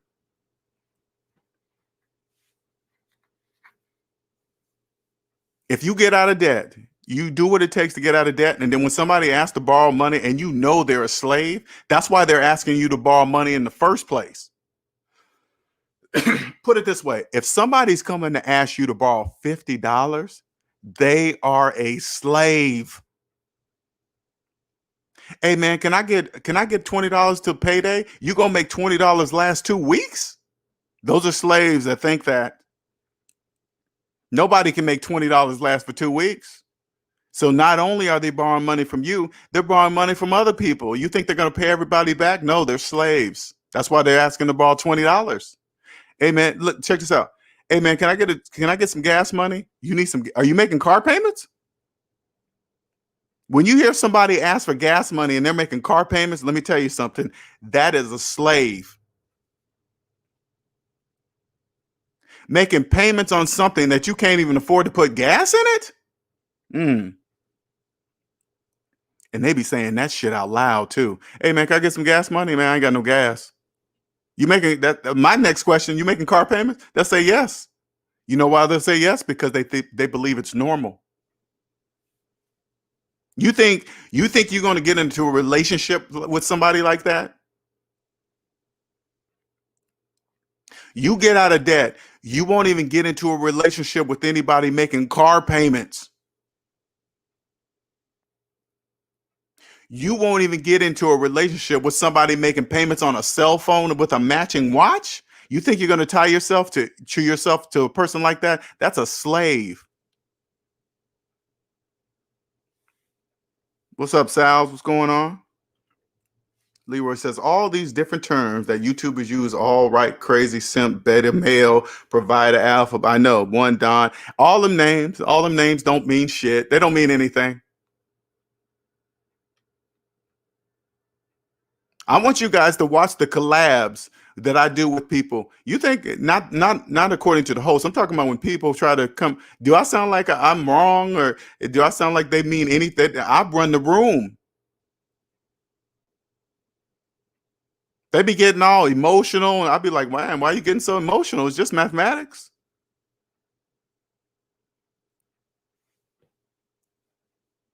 This will be you. This will be you. Man, you guys just, I tell you, young man, you guys just don't get it, man. I'm telling you. You get out of debt, your whole life will change. Oh man. You'll get the baddest woman you want. Because you'll know no woman is too bad for you. You'll never think like that again. You won't look at a woman and say, oh man, yeah, she's too bad for you. You'll never say that ever. You'll walk right up to her and say, hey, what's up? What's going on? She'll look at you weird. You say, hey, I came over here because I was attracted to you. You'll say it just, I swear to you guys, you'll say it just like that. You'll look her right in the eyes and say, I'm here because I was attracted to you. And if she says, oh, well, you know, if she gives you shit and say, well, I'm not attracted to you, say, okay, bye. If I knew this in my 20s, oh, I would have been, oh man, you guys have no idea. This, knowing what I know today, the way my body is in shape and what I did for, oh man, you guys have no idea. That's what I would, any woman I would do that to. I would see a woman attracted to, I walk up to her and say, hey, how you doing? What's going on? Because men will look at a beautiful woman and think, they'll look, oh man, yeah, she's too bad for me. Oh, she must want to do with money and this and that. All that jibber jabber in your head, that's jibber jabber. Don't listen to those voices. They mean nothing. They're just there to scare you or something. I don't know. Just don't listen to them. You don't know anything about that woman that's sitting there that you're attracted to. All you got to do is walk up to her and make sure you look her in the eyes, because that's where you're going to know. You'll know right in the eyes before she even answers you. Pay attention to her eyes. Okay? You'll know before she says a word to you, I promise you.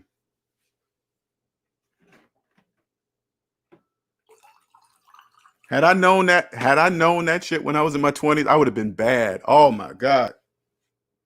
Not that I would have been having sex with a bunch of women. I'm just saying it would have been different. That's all. Because I guarantee, because there's been a few times that I would see a woman back then and I wouldn't say anything. I'd just kind of look at, oh man, she is bad. And here I am just talking to myself. That's not saying a word, just knowing that what I want to do, you know. Today, I would never let any of those moments pass. I would just walk up to her. I'm going to find out right now. I'm going to find out if she's attracted to me right this minute. Hey, how you doing? What's up? Oh, I don't want you. Okay, well, see you later. Now I walk away never thinking about that moment again. Oh, man, I coulda, woulda, shoulda, coulda, woulda, kind of. No.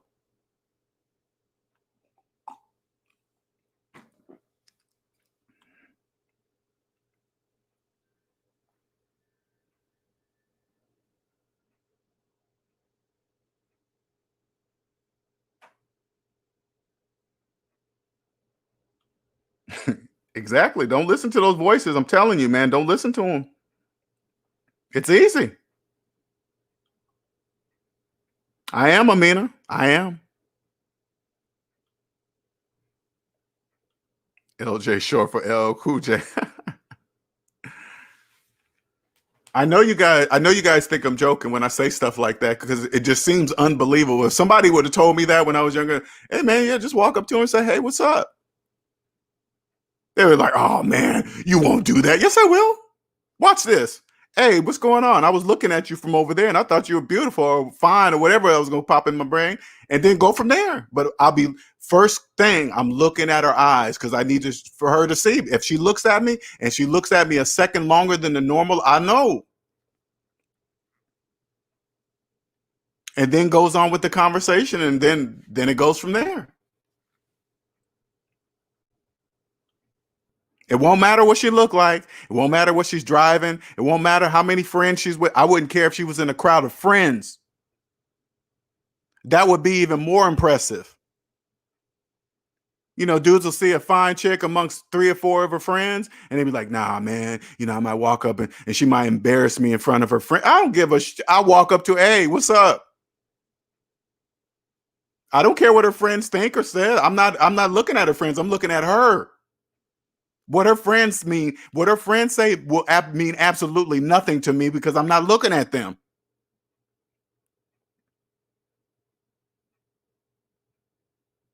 Oh, I'm here with my friends. My friend, they control you? Your friends control you? Oh, okay. Well, cool. All right. Well, let me know when you're not controlled. You guys, I know you guys think I'm joking. I'm not. Get out of debt, and this will be you. Sal says, "Saves my says you got to do these females like LL Cool J did Jennifer Lopez talk in her ear. You got to." All I'm saying, like this, fellas, get over the fear when you see a fine girl, she just looks bad in every way. Get over the fear that you think she's not going to be interested in you. You don't know that. The only way you're going to know that is walk straight up to her and ask her. When you do that, you're going to be different than any other dudes because dudes don't do that. They'll look at her and say, oh man, she's too bad. She's probably heard every line in the book and all this stupid, all the voices in your head. They're just saying all this stupid nonsense. All you got to do is turn around to the voice and say, shut up. I'm going to do it my way. And then you walk up to her and say, hey, what's up? How you doing? I was looking at you from over there, man. I thought you were bad. So I just say, hey, I want to come introduce myself. Her response is irrelevant. It's for you. It's determined so you don't walk away saying, oh man, I should have said something. Oh, I should have did this. Oh, she would have. No, she would have, could have, would have. You would know your answer, yes or no. Boom. Then you won't think about that moment anymore. It's done. L Cool J. I need love. I need debt-free love. I know. I need debt-free love. Gabriel says, I also always know I wasn't a sheeple like most people. I always knew I was not only debt freedom. I think I know what you're talking about, Gabriel. Pedro says, LJ, female friends cock block each other all the time. Yeah, you know what? Again, I wouldn't focus on I don't care about the friends. I don't care. You know, I focus in on what I want.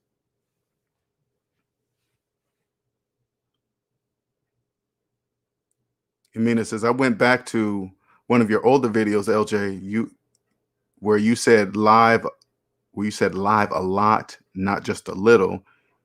You were always on the wavelength. Oh, okay. Live a lot. I'm saying live a lot. Live a lot, not just a little. You were always on this wavelength. Yeah, I just, you know what it is? I mean, I just didn't know it was a wavelength. Okay, I knew I wasn't sheeple, just like Gabriel said, but I didn't know. Hey, that's a wavelength. You know, you know, you don't think like that, right? But now I know what it is. Mute the voices in your head. Mute them. They just talk. I mean, I'm telling you, those voices cause fear, and fear is not made to be ran from. Fear is trying to tell you something. That's why you're scared of it. It's there to try to tell you something. Hey, come this way, and it's something beautiful on the other side. So when you 20s, 30s, man, I would have talked to every bad girl I saw. I would have never let those moments pass. I would have never let them pass. I would have found out. Because I tell you, there's a few that I didn't say a word. I just looked at her. I could feel the energy happening. But you know, you don't really pay attention to energy because you think it's fake. It's not, because you can't see it, touch it, smell it, you know, whatever, right? You think it's not real. It's real.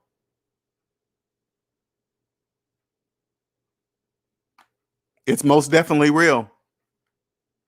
And here's the difference. So you guys can, and I don't know why I'm talking about this subject the way I am, but I want you to understand something, fellas. I want you to clearly understand something. When you have a connection with a woman mentally and physically, and you guys have sex, there's nothing like it. There's absolutely nothing like it. Nothing. When you have both of those, the combination of both of those, it's nothing like that. But once you have it, you won't be able to settle for anything less. It's like a double-edged sword. Okay. Once I had that, I didn't have all the pieces. I'm just talking about those two pieces. Okay. I'm just talking about those two pieces, mentally and physically. Once you have a taste of it, you can't go back, because once you try to have anything less, it's not going to work. You're not going to be attracted to it anymore. Okay. So you're not going to settle for anything less. This is how it works for me, at least, for sure.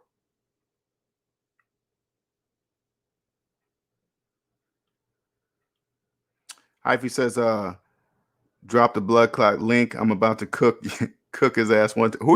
Okay, who are you talking about, Hyphy? What are you talking about? What you talking about, man?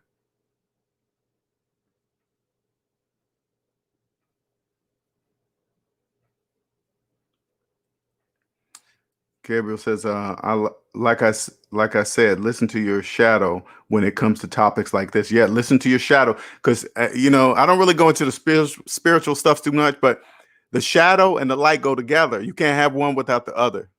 Okay, so you embrace everything, which makes you. Oh, Mr. High Value. I don't know. Who has his link? Who has his link? Can somebody? Let me see. Actually, you guys can't drop the link. Just a second. I don't know how I ended up talking. Mr. I want to make sure I'm not against Kevin Samuels. Nothing against him. I just been hearing a lot of people talk, and now I'm talking about him. So, if this brings him more viewers, and I'm all for it. Okay. I don't make sure it's clear. I don't know him personally. Okay. I don't. I'm not saying he's good, bad, don't go to this channel. I'm not saying anything. I'm just talking. Okay. That's it. I'm just trying to give you guys a different perspective of high value. Okay. I'm trying to give you guys a different perspective of when you hear all these names of what categorizes people and what type of person. I want you to understand that's just names. It doesn't mean anything but to the people that believe those names mean something. Okay. They don't mean anything to me. I don't care if I know the latest terms of what categorizes a person. I don't care. People say, "Oh man, you don't know what that means." You'll turn to them and say, "No, that's why I said it. I don't know what it means. That's why I'm saying that to you." You think if I knew what it meant, I'd be asking you? I mean, you got to respond to people like that so they can so you own it. Oh, my bad. Okay, let me see. 1 second here. I thought you was talking about all right, there we go.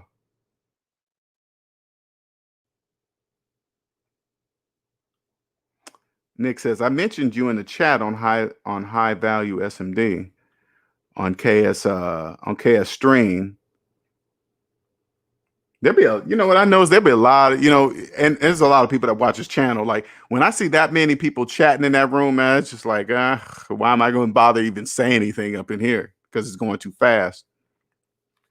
The different perspective is what is needed. Yeah, it's definitely needed. And when you guys come across channels like that, not only Kevin Samuel's channel, but any other relationship channel, tell me, and I'll go watch that channel and I'll give you my perspective, because there's always a different perspective on these channels.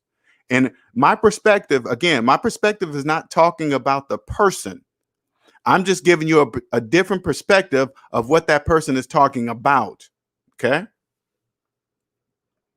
Amina says, to me, high value man knows who he is and knows how I fit into his life's purpose. One who isn't wasting my time and trying to shackle me into slavery with him. Exactly. That's exactly. You won't accept anything less. You know how many people out here? Their student loans are $1.7 trillion in student loan debt. That's millions of people. Millions. All of those people are slaves. Now, if you remove everybody as far as a potential mate, if you remove all people with student loan debt, you know how small your pool is going to be? And then you remove all the people making car payments. Okay? Then you remove all the people that got thousands, a whole bunch of credit cards, all with full balances on them. You remove all those slaves because they're all slaves. That pool becomes very small, but that's okay because why? Because you know you're high value. Nobody makes you. You already made yourself. You guys are just joining together. That's it.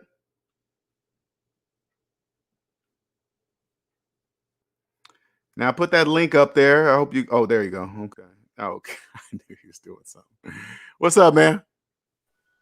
Come on, big ups. What going? What's going on, man? Yes.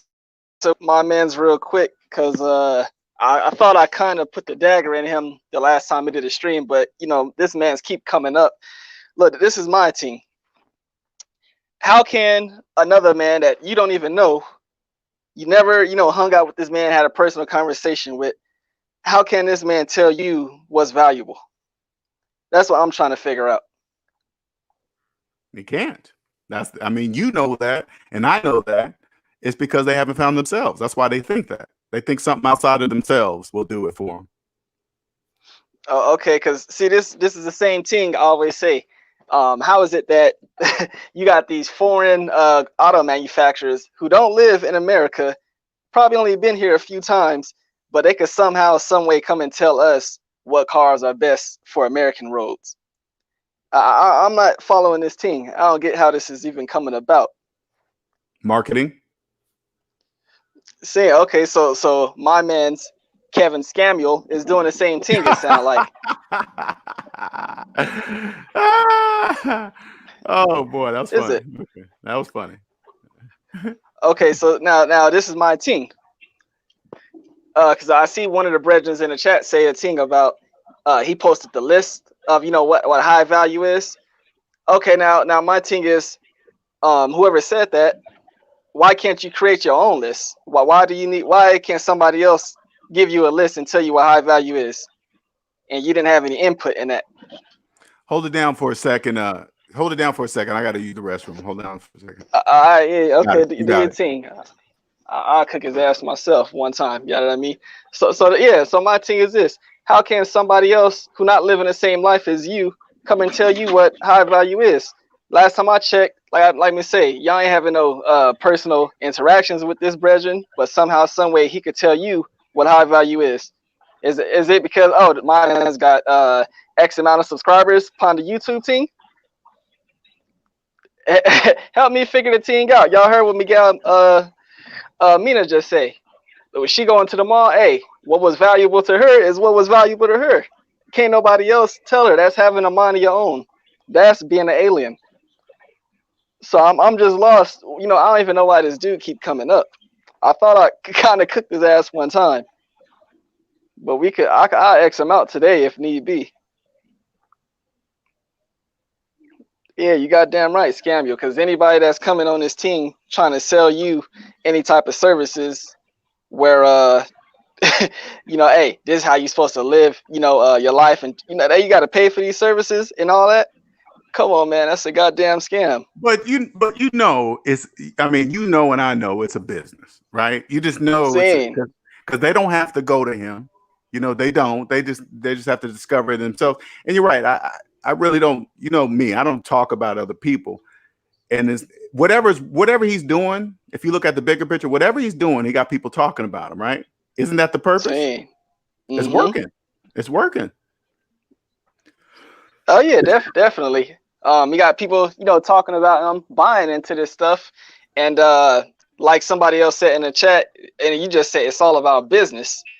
All right, so if it's all about business, then that means this is all it's all for entertainment purposes. This is fake. Correct. It's entertainment. All right, so yeah, I'm just trying to figure out, why my mans keep coming up. Big ups, Nicer. Yeah, what's up? Big ups, Hyphy. I would like to know, have you caught one of Kevin Samuel's live streams? Me personally, nah. Hey, I would never listen to a brethren like that, because I don't need no man to tell me how to get a woman. I'll take his woman. So your assessment of Kevin Samuels is just based on what you see in the chat section here on this channel? It's based on my experience with all these YouTubers that come around. I know these scams when I see them.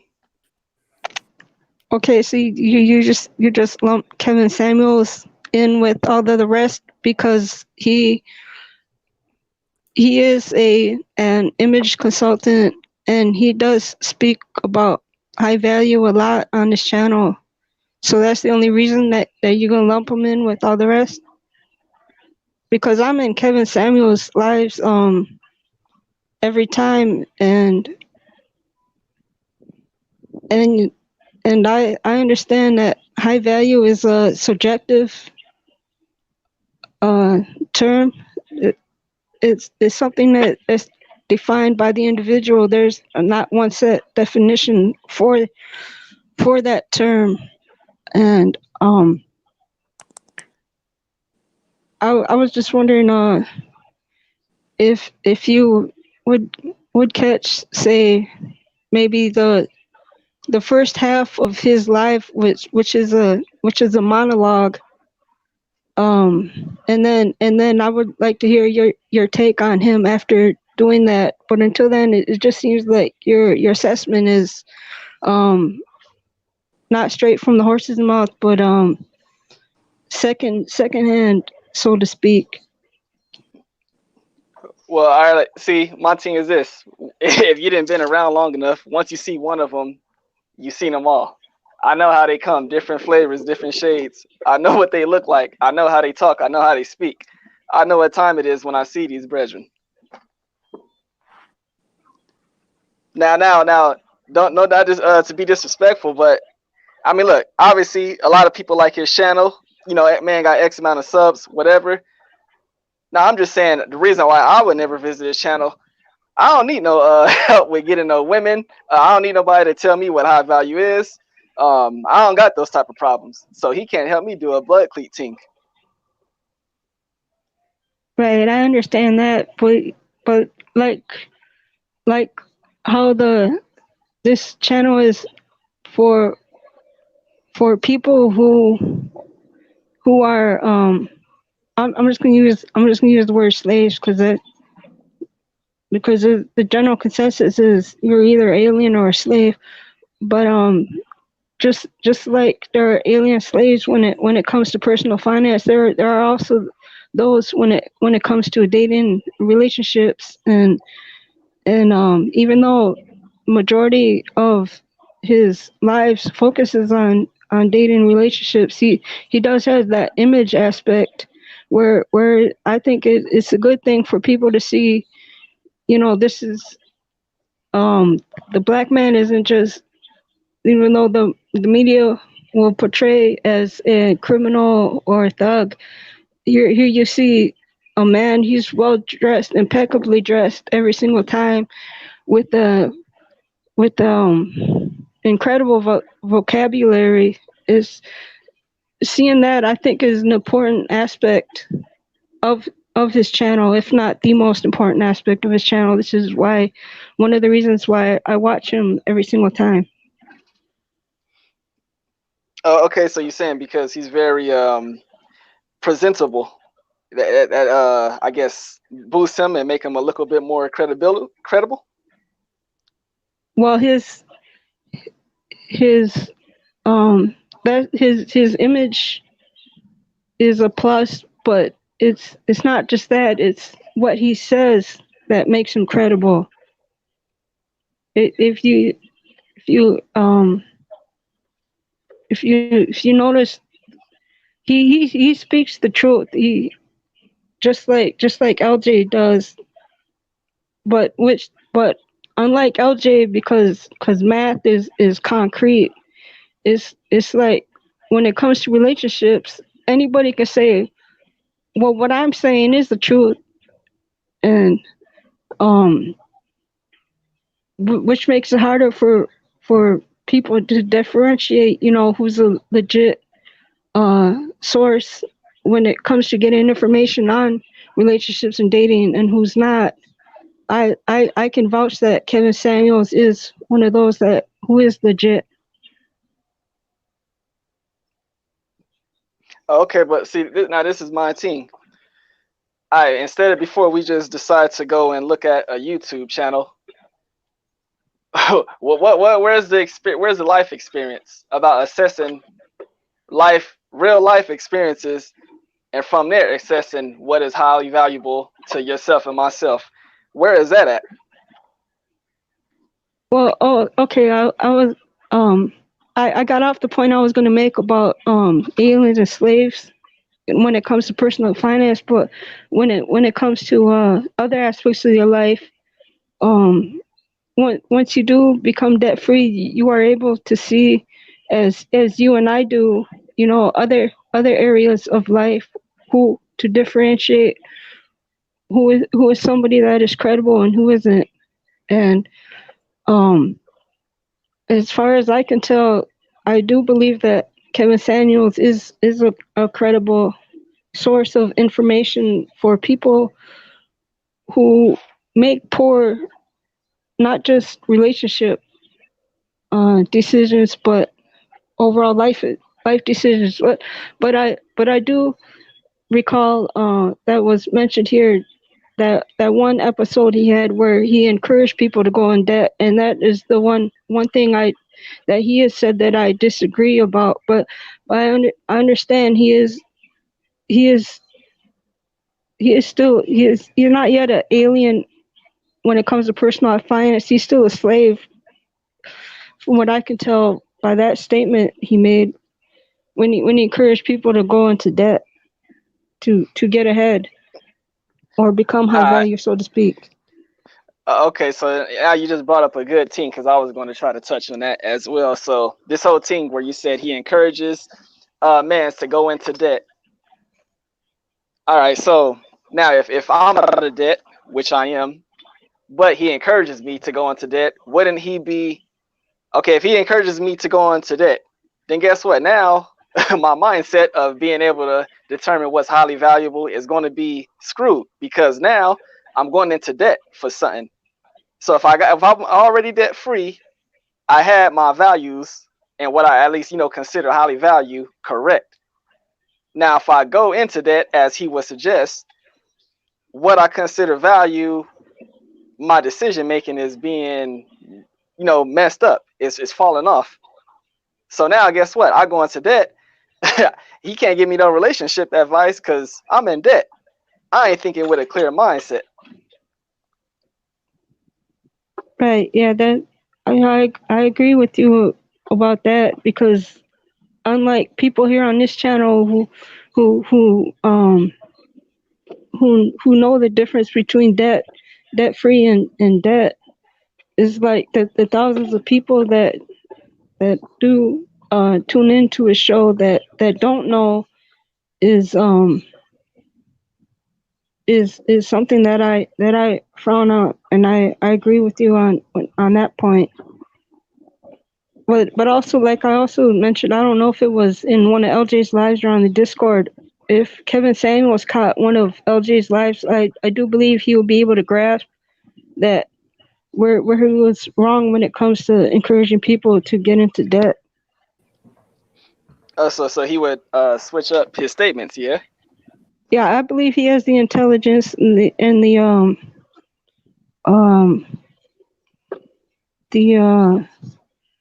I don't know quite the right word for it, but to see, hey, there's such thing as a debt matrix, and I'm in it, and I was wrong in encouraging people to engage in behavior that actually hurts in the long run. All right, can you hear me? Hello? Yeah, I hear you. You can hear me, yeah? Yeah. All right, so now I want to ask you this. Before So you ask if that, brother, can I hop in? oh yeah, my bad, Big Johnny Blaze. How you living? Hey, this is ST Supreme. Okay, my bad. What How's one? it going? Yeah, no problem. Hey, I love the channel, LJ. I love watching this. I love the positivity, the motivation to get out of debt. That's why I tuned in today. Before heading off to work, I really want to get that motivation. Coming towards, Kevin Samuel, I do watch his show from time to time. It's not really geared towards me. It's more geared towards Black women. But I do like the ideas he put out there. When you started off, you started calling him a scammer and, all of these negative things, which honestly, to me, I just feel like you're just bashing a Black man for being successful. For what I see from Kevin Samuels is he's telling Black men to get on their purpose. I hear this from Kevin Samuel, from AMS to Jordan B. Peterson. Get on your purpose, do what's right, tell the truth, and you'll succeed. You'll get the best out of life. That's what I hear from it. So when I'm hearing you call him a scammer, and you haven't heard the content or any of his messages, to me I just see you just saw a Black man with a suit doing good, and now he's a scammer. He's Illuminati. He's something bad for the community. Oh wait, hold on, because look, the whole conversation started out was high value to you. So everybody said, according to them, what's high value. All right, so just how everybody else is talking from their personal perspective, I say that, and if you've been around long enough, you'll know I kind of use that word in a different way. But yeah, in my opinion, I say, okay, for me, this would be a scam, because like I said, can't nobody come and tell me at least this brethren can't come and tell me about some relationship advice too. Nicer just said, the man said, go into debt. Now, why would somebody like me that's debt free, why would mans take advice, that type of advice? Well, Kevin Samuel usually doesn't give financial advice. I never heard any financial advice. So well that's between you and Nicer to figure out. I mean, if you watch the channel, you'll know that 90% of his content is about relationships. But when it comes to what you value, that's dependent on the market always.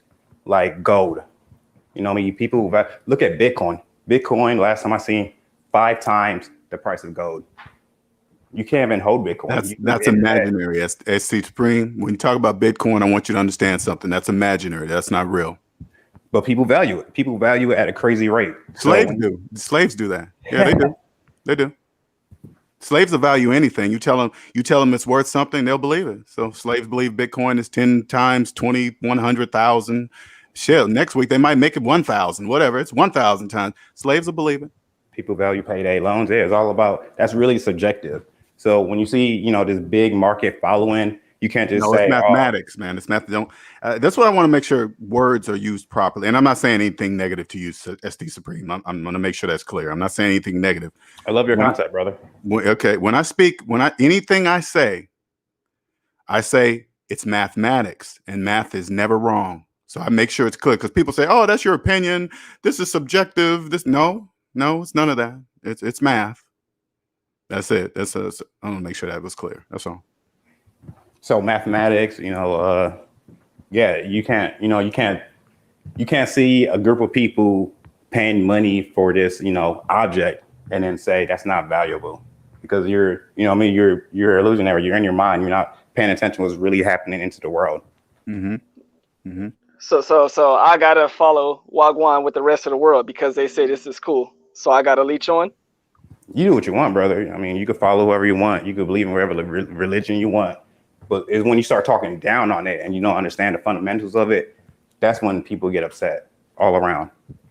And I want to make sure it's clear that even though we're talking about Kevin Samuels, I want to make sure everybody understands my standpoint. I don't know I don't know him personally. I don't care about the show. I don't care what he does. Congratulations. Whatever he's doing is obviously working. Whatever works for you.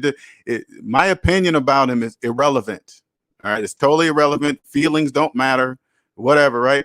I'm just telling you guys, anything, not only Kevin Samuels, any relationship person that you guys go to on YouTube, you come here and I'll give you a different perspective of what else you can see if you just stop looking at that one way. If you believe something outside of you is going to make you successful or a relationship with a particular partner, you're already fucking up. It's you. It's nothing outside of you. How do I know this? Because I've lived it. I do it. Okay, so my man ST. So can you repeat the last thing you said? Something about, oh, if everybody else is doing it, I can't, critique it. Or I don't have the right to. Can you repeat that? Well, if we talk about, sort of economics and, money wise, we stick on money. You can't tell people gold is worthless. You can't say, what can this mineral do for you when people are, making tons of money off of it, when people are killing themselves for this object. But what can you really do with gold? I mean, if you was in a desert, you'd rather have a bottle of water than gold. Well, put it this way, ST, when you bring that gold up, okay? I want you to understand that the gold means nothing. Okay, so say like you had student loans, okay, ST? And say like the price of gold was $2,000 and you had it in your hand. $2,000 worth of gold minus your student loan debt equals the value of gold to you. So you tell me, if a person has $50,000 in student loan debt, ST, and you go 2,000 minus 50,000 equals the price of gold to you, doesn't that show you mathematically that gold is worthless to that person? Doesn't that make sense? Yes, sir. See what I'm saying? So it doesn't matter who holds it. Now, if I gave the gold to somebody with $50,000 in student loan debt, it's worthless. But if they give that gold back to me, the same gold, it's worth $2,000. You see what I'm saying? Now it's worth $2,000 because it's in my hand. Once I give it to a slave, it's worthless. Well, now we're going to pass the basic markets and, your obligations to other debt holders. Say that again? I said, now we're going past the basic fact, because, if you give me gold, I could sell it. But if I got student loans, at the end of the month, they're going to be like, where's my cut? So.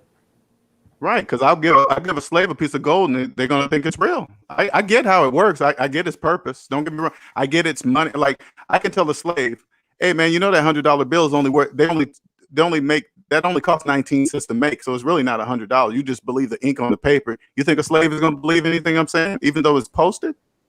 It's no different than Bitcoin. People believe in an imaginary digital income instead of physical money. They somehow think some imaginary money is worth more than physical money. That doesn't even make any sense. I agree 100%. I feel like I got my point out.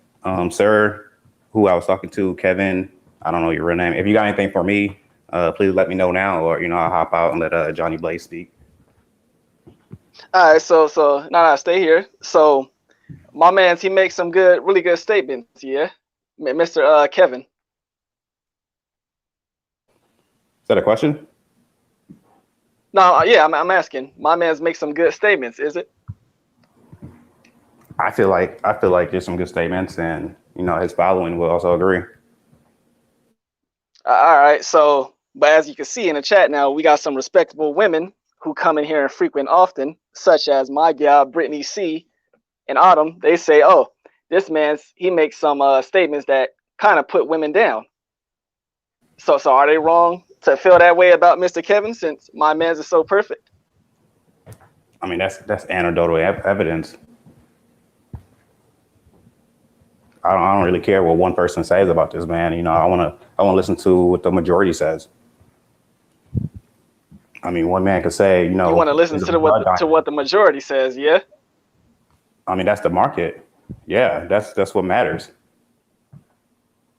So the majority are in debt. So why are you on this channel? Well, I like to think of myself for having a greater awareness, and I love how LJ really puts that out there. But LJ isn't saying what the majority says. Hey, the majority sometimes isn't always right. But I always look into it, do research. That's what I do. I do my research and I look into it. And sir, it doesn't sound like you did any research into Kevin. So I don't understand how you may have an opinion on this man. And personally, I never met him personally. But if you're just gonna go off of one or two women in a chat room, then y'all hey, you guys have that mind conversation. Johnny Blaze here. Can we let Johnny Blaze? But those women are highly valuable. Yes, sir. It's all subjective. You know, beauty is in the eyes of the beholder. But when we talk about the market, the greater good, what's the best, you know, outcome that could LJ, possibly happen? Kevin, that's what I'm looking at. I mean, some people make millions of dollars, you know, flipping houses, you know, doing like 2 or 3 days, like house flips. I can't hear you now. It could go bad too. I mean, but you're gonna take those anecdotal people who say, yeah, take $1 million in debt, use other people's money, invest in you know, hedge funds, and you can make billions. I mean, there's people that do it. Hey, Johnny, can you get up in here? Can you hear us, Johnny? Negative, sir. Oh, no, I can hear you. I can hear you. Yeah. Go ahead. No. Okay. Thanks, ST. I appreciate you, man. Thanks for jumping on. Yes, sir. Thank you. Mm-hmm. Hey, no, I was just gonna say, when you know, this whole high value thing, I've been following, you know, Kevin Samuels for about a year and a half, give or take, off and on. And I called into his show a couple of days ago when he had the whole high value mate, and I think you said you heard that. Mm-hmm. And I specifically asked a very pointed question when it came to debt. Mm-hmm. Now, I remember that. And he basically said, high value men don't worry about debt. I saw that. Then he proceeded to use Grant Cardone as the as the model. Now, I know who Grant Cardone is. I'm not a follower. Mm-hmm. I'm more so a follower of, like yourself, Dave Ramsey and others. And what I didn't come back with was, Grant Cardone just recently laid off a good chunk of his workforce. Mm-hmm. Okay. Now, what you should have said, Johnny. You should have said, when he brings up Grant Cardone, or you should say, no, I'm not talking about business debt. And I'm talking about personal debt. I said that, and he pretty much, he kind of ignored that one. I said, look, I'm not talking about business debt. I'm talking about personal. Right. And if anybody go back and watch the restream of that one, you hear me bring that in. But my thing was going on now. Like I said, I followed the guy for a while. When he came up with the whole image stuff for men, I was on board with that. It was a lot of good information. I actually used some of it for my college students because I thought it was all pertinent. But over a period of time, his message has changed. It's more so dealing with the relationship stuff, which I don't really care about. Now, if that's the market he wants to go down, so be it. But his message kind of flip-flops a little bit. And I understand he is trying to target a higher financial market. Correct. That's his whole, that's his, that's his objective, so to speak. Well, it's working. I mean, to me, how I look at it, it's working. I mean, I don't know how we got on him in the first place. Make sure that's clear. But I want you guys to understand, whatever he's doing is working. It's working. Congratulations to him. Yeah. Do I subscribe to him? No, I don't. And now that he's going in this different direction, he's not really my cup of tea. So I'm going to do what's in my best interest, just not watch, at the end of the day, because we all have the power of choice. Right. We have a choice to be in debt or be out of debt, find a high value partner or a low value partner. So I think the power of choice is the ultimate thing that we should exercise. One thing I've heard you say it, but actually I learned this from a friend of mine some years ago. A guy I was stationed with in the military. He told me when him and his new wife got together some years ago, before they decided to get married, the first thing they did, they exchanged credit reports. That was that way each person knew what they were walking into. So that's what you do. That's a must. If we're truly going to talk high value, whatever your definition is, that's probably one of the first things you need. Oh, that's the first question. Yeah. Is this relationship going anywhere? Yeah. Okay. We got to exchange credit reports first. Then the first thing you're going to say, oh, my credit score is this neat. You're going to go, no, we're not talking about that. I'm talking about the entire credit report, all three of them. Yeah. So, but like I said, is the guy, does the guy have legitimate points? He does have some legitimate points. I will give him that. But at the end of the day, he's trying to sell you a service. He's a salesman. Of course. And of course, what's a salesman's number one job? To get you to part with what you have. Your money.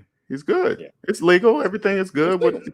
I mean, my feelings of his channel mean absolutely nothing. I don't even care. I don't even care to share people.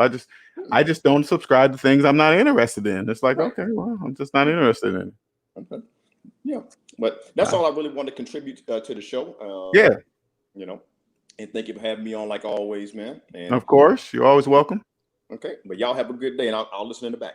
All right. EJ too, you still there? You haven't said anything since you've been on, man. I apologize. Yeah. I was just listening to you guys. Yeah. I want to make a statement, and both of you guys can say you disagree or agree. And the statement I want to make is, in my opinion, it is mathematically impossible to be a high value anything, male or female, if you are not 100% debt free. Correct. Okay. Correct. Anything below zero, they're slaves. Okay, they don't count. They don't even count. Most people, when they hear, if they were to hear me say that, you say what you said, they would disagree. And they would probably say, oh, well, he's trying to sell you a certain. You get it all the time. People say, well, just because you have debt, that doesn't mean anything. You know what, EJ, when I hear people do that, when they disagree, you know what I say? You know what I stop them and say? I say, is my math right?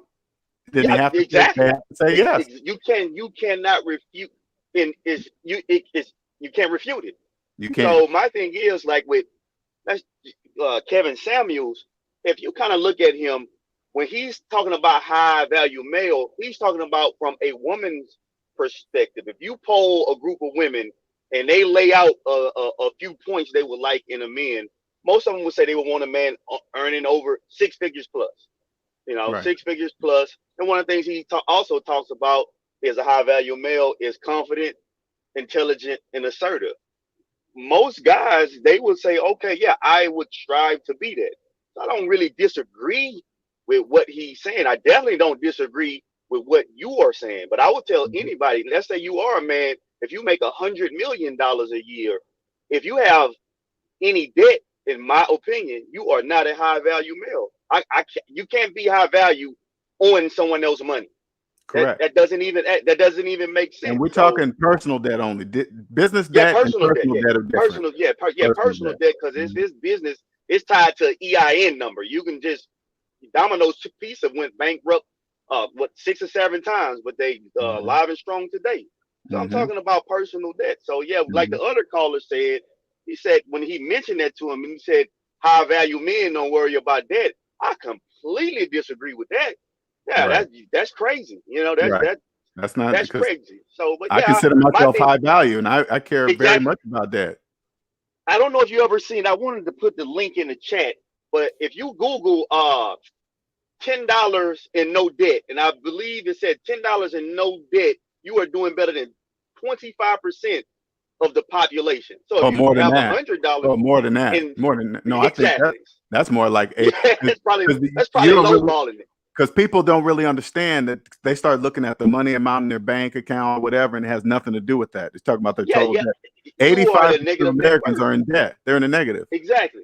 You at a negative net worth. So you think about that. If you have zero debt and you have $100, you probably doing better. Let's just keep it on the men.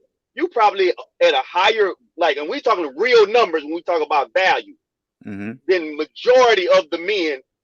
Even Mr. Samuels. So yeah, my thing, if you a guy listening, until you get 100% debt free, high value is out of the question. I don't care what anybody is telling you. I don't care how much money you make. Until you can get to where you don't owe anybody any money. Right. High value is just, like you said, it's mathematically impossible. That's me. Nobody owns me. Nobody. So you are a high value. That's definition. Yeah. I made myself high value by getting out of debt. That's what I did. And you can prove it with, like you always say, you can prove it with math. You can prove it with an actual valuation, because a company, I can prove it with my credit report. I can prove it with my credit report. Like an actual valuation, because if a company has more debt than they have assets, they have a negative. There's no valuation. They can't say I'm a high value. If we go back to that company, if they have more debt than they have assets. So you cannot call yourself a high value man even if you have more assets and you have debt, that should be paid off while you carrying a balance. So yeah, I agree with I wouldn't necessarily call the guy a scammer because that's his opinion. And a lot of the stuff that he says, most guys want to be what he's saying. So, you know, but overall, man, regardless of what he's saying, if you have any debt, that should be the only thing you working on. Not getting a woman, you know, not worried about all these other things. Yo, pay the people you owe and then move on with your life. And I'm speaking, this year I became 100% debt free. And I'm telling anybody that's listening, it's no better feeling in the world. Like my paycheck used to go to everybody. It was already accounted for, man. Like I would get paid. That money was already spoken for before I got it. Now, man, when you look around and you don't even have any more bills to pay, and your bank account carries a comma from month to month, week to week, man, I can't explain what that feels like. That's so funny. Concentrate. That's high value. High value is not owing anybody. Let me go ahead, man. Go ahead. No, let me ask you, EJ. High value is okay, I'm listening. Hey, all right. Now, since you become debt free, have your values changed? Yes, completely. Yeah, I don't even look at life the same anymore. See. Yeah, I don't look at life the same anymore. I would tell anybody besides maybe getting in physical shape, becoming debt free is at the top of the list. Everything else doesn't matter, like relationships, getting a certain type of woman. That's on the back burner if you owe people money. Yeah, you won't even let people talk to you a certain way when you don't have any debt. Yeah, but I'm gonna let somebody else get in. I just wanted to make that point. You're right. You don't let people talk to you a certain way when you got no debt. You're right. Man, you just your chest stuck out because you know, and I hate to put it this way, you know you better than a lot of people that's around you. Yeah, you know you better than them, and you can prove it by your valuation. You can prove your actual value, not an assumed value what other people say.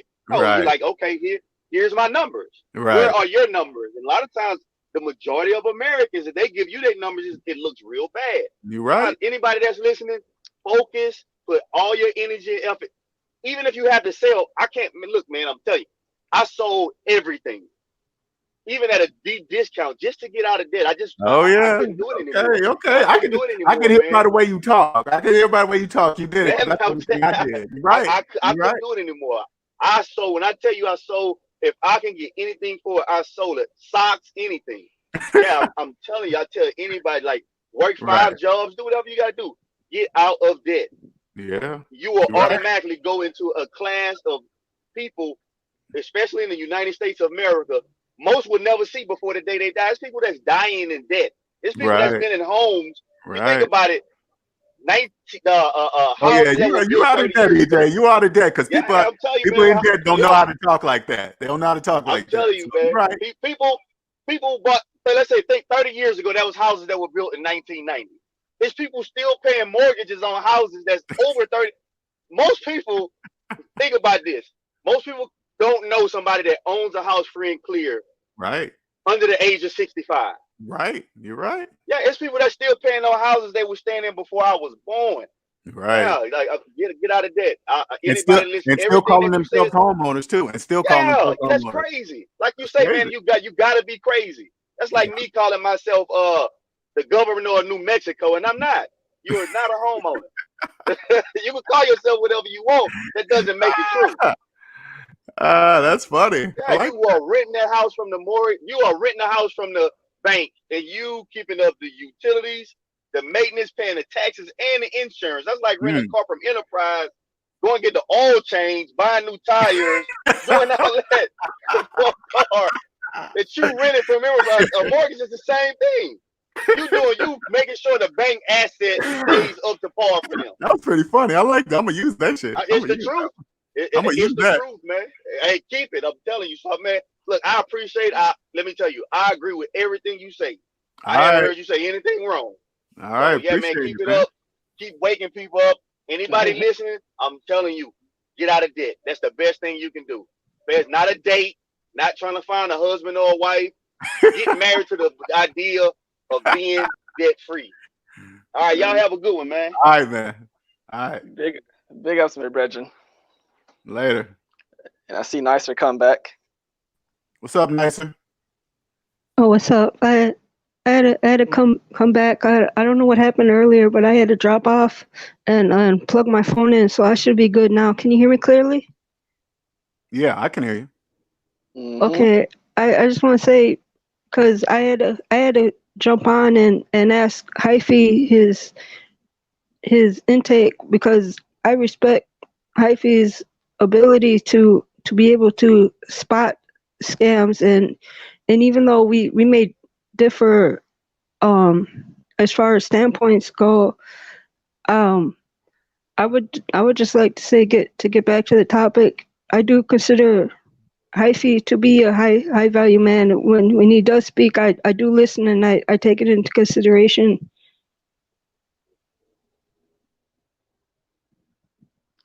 Definitely appreciate it. So yeah, once again, I look, all this whole high value thing, my man say.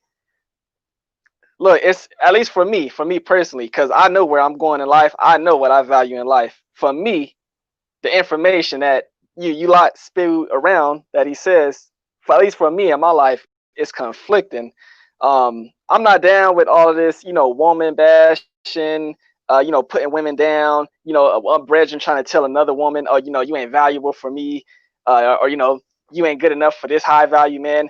Really, it's all some MGTOW talk. They don't want to, hide under the brand MGTOW, so they just want to, brandish off to something. But it's also some MGTOW talk. But that's a whole different topic. But like me, I'm just not with all of that. Interject Second for a of all, second. Go on. On that, what you're saying, from what I've seen on Kevin Samuel's show, he doesn't do that. It's more like what he's doing when he's talking to those women. He's telling them, "Hey, yo, your slip is showing," so to speak. He's saying, "Well, these are areas in your life where you should focus on improving yourself," and they may call it bashing because it's not what they want to hear. They want to be complimented, or they wanted to be hit on, or whatever else, whatever. But what he is doing is he's just telling these women, basically your slip is showing.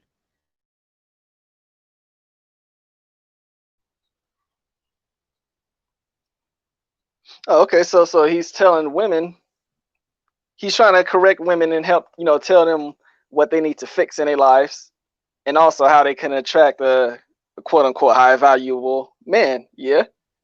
Right, and the biggest thing from what I've seen, the majority of the women that do call in, respond with an attitude, or get combative with him, which she also points out is something that women need to work on, and that I do agree with that part of it.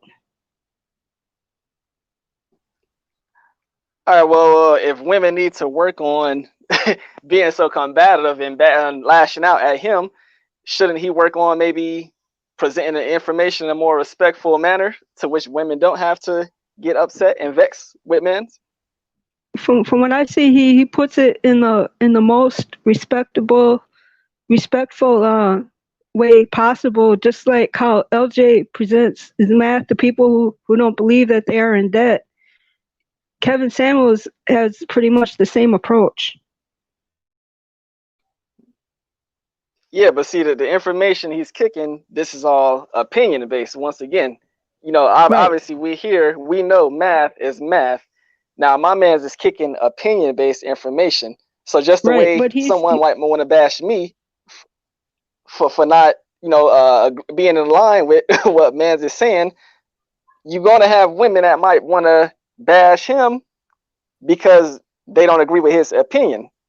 All his advice is opinion based. Right, it is. His information is opinion based, but the way he presents it is similar to the way LJ presents the math to people who are in debt, who don't know that they are in the matrix, in the debt matrix. Is all I'm saying. You know one thing. But you know one thing. I'm gonna let you go, Johnny. But you know one thing. Math is math. It's a system without any type of emotions involved. No opinion. Right. That's and the difference between my man's LJ and this other brethren. Right. And I'm not saying that what Kevin Samuels speaks is exact science like math is what LJ does here on his channel, but I am saying that the way he presents it is he's being as respectful as he possibly can, considering the things, statements that he makes, that he tells these women. He's doing it in the most respectful way possible. So there is the occasional time where a woman is just so outright out of pocket that he starts cussing. And he comes in with the slap sound effect, which is hilarious. But he cussed the woman off, ends it right there, and then reiterates the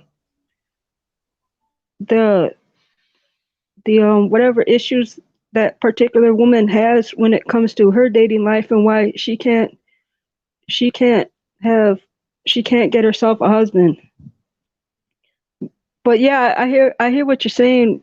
Since his content is relationship based, there's always going to be that.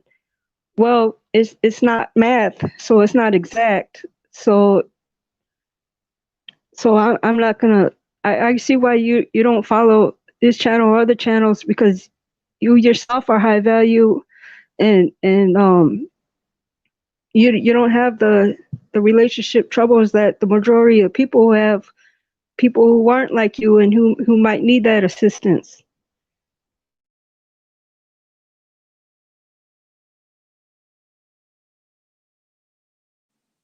Hey, Nicer, this is Johnny Blaze. How you doing? Hello. Hey, I just want to make a comment on something that you said, how Kevin lays out his information like LJ. Now, I will tell you this. LJ and Kevin both lay out information, but LJ does something that Kevin doesn't do. LJ tells you when you first come on his channel, this is a safe space. You're not being judged here. Therein lies the actual difference when it comes to the relaying of information. Like I said, I've watched this guy for about 1.5 years, and when he first came out, doing his, his colognes and the shirts, I watched that. When he did his image stuff, I also watched that as well. Thought it was all good information. However, his message is geared more toward women. That doesn't work for me. But I think just the way he relays his information, since I've been on his show, he's gone from a informational style to more to an entertainment type style. And I think therein lies part of the issue. Right. I agree with that. I would just say, because his channel draws such big numbers, that is it even possible for him to have a safe space like LJ does here with this channel, with that many people and the chat moving that fast? I mean, okay. It's impossible to keep up with the chat. Now, when LJ says it's a safe space, and how it, now you mentioned size, and you make a valid point. This smaller size allows LJ to have a lot more control, but you also got to look at the clientele that LJ deals with versus what Kevin is dealing with. LJ's clientele is here for a very specific reason. They're here to learn. They're here to network. They're here to basically learn from each other's experiences, give information. That, what you're seeing on the other side, may have started like that, but now it's turned into that entertainment side. Entertainment channels generate lots and lots of views because it is entertainment. Most folks will sit and look at entertainment for hours. Learning information, we're only going to be able to handle that for a short period of time. And that's the standpoint I'm coming from. And I think that is the true difference between how LJ runs his show and other people like him versus the entertainers. Oh, I definitely agree with you. And the comparisons I was making between LJ and Kevin Samuels' channel is just the delivery of of the information. But I would also like to say that people who come to this channel, they take with them the information that they receive here and they apply it in their life. And I can't say the same for the people that go to Kevin Samuel's channel, because like you said, it is more so entertainment, and people are there just, you know, just to yeah, Kevin cook these women, cook these chicks, you know. And when Kevin is providing viable information, like I seen when he did a collaboration with Ramil, which is business related, and I did see that video, and I saw that the numbers were very low compared to the numbers of a live stream where women were the topic, or any other kind of relationship related live stream. And yeah, I get, you know, the majority of people are there just, you know, just there for the entertainment.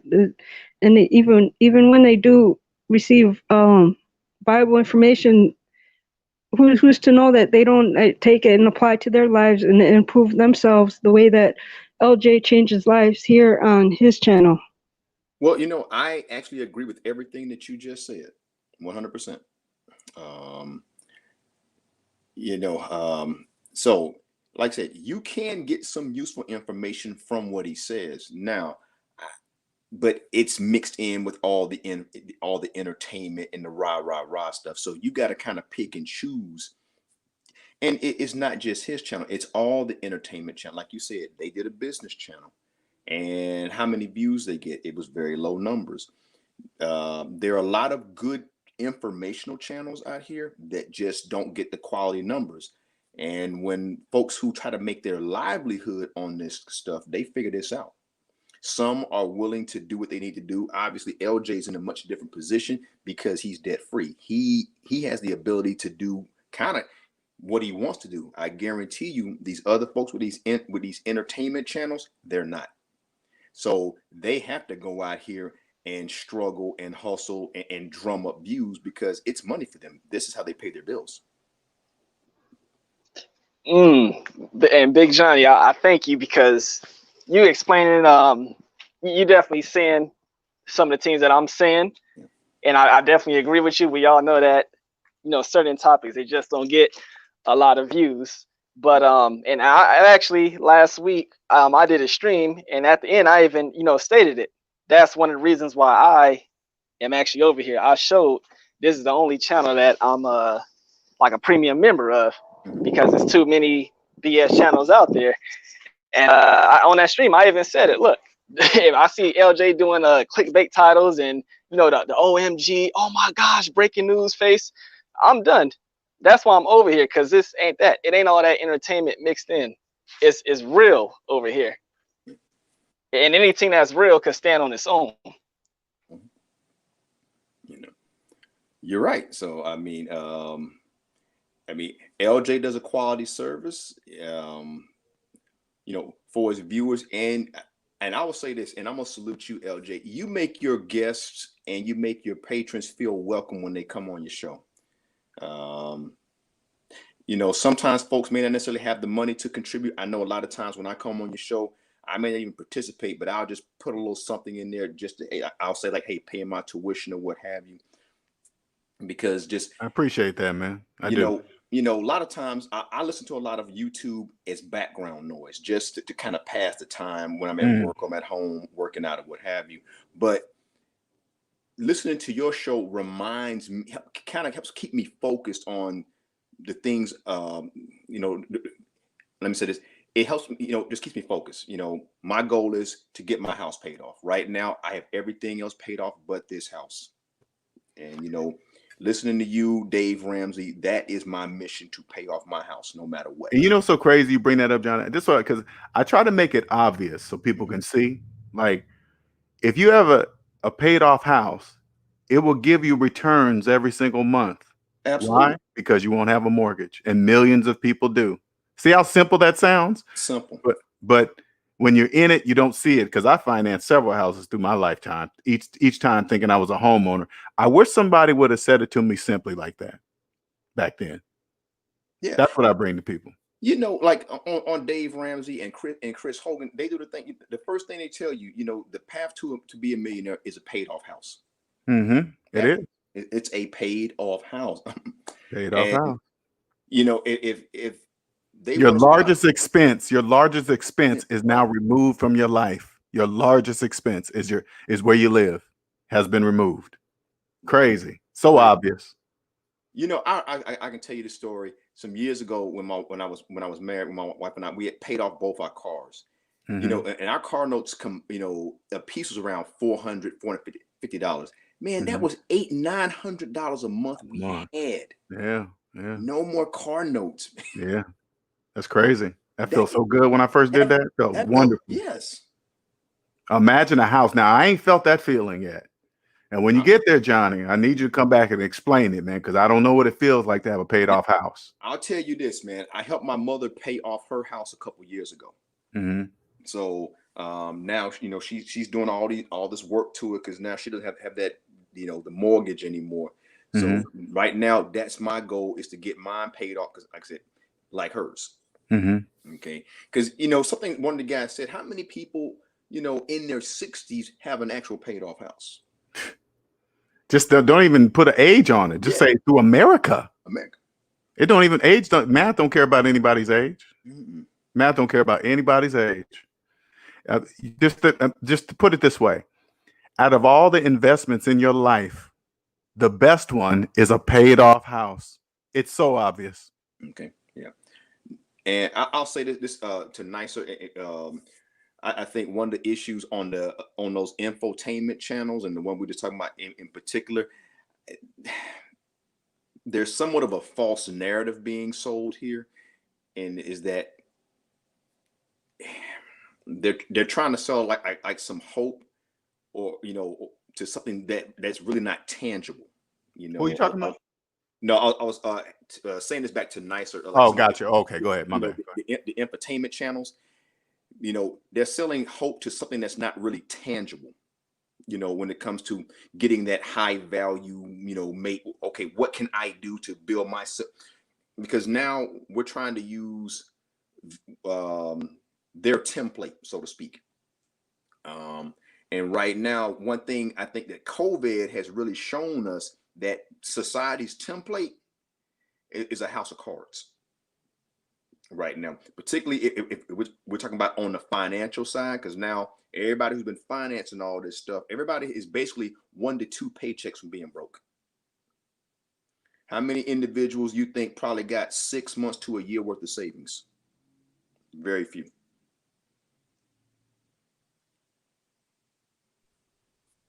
I agree with you on that. I know for sure that his relationship advice doesn't apply to me, and I'm okay with that. I'm not going to make myself anorexic to get myself a so-called high value husband. And I'm not on this channel to actually get relationship advice. I just I watch his channel for other reasons, but I would just also like to give LJ his props for building his SMD brand that he has here, which is I'm excited to see how it grows and the next level, and also big ups to Hyphy for creating the Discord server. If you're not a member, go ahead and join, because we also we talk a lot about personal finance and other there's a lot of other good information shared there when LJ isn't live.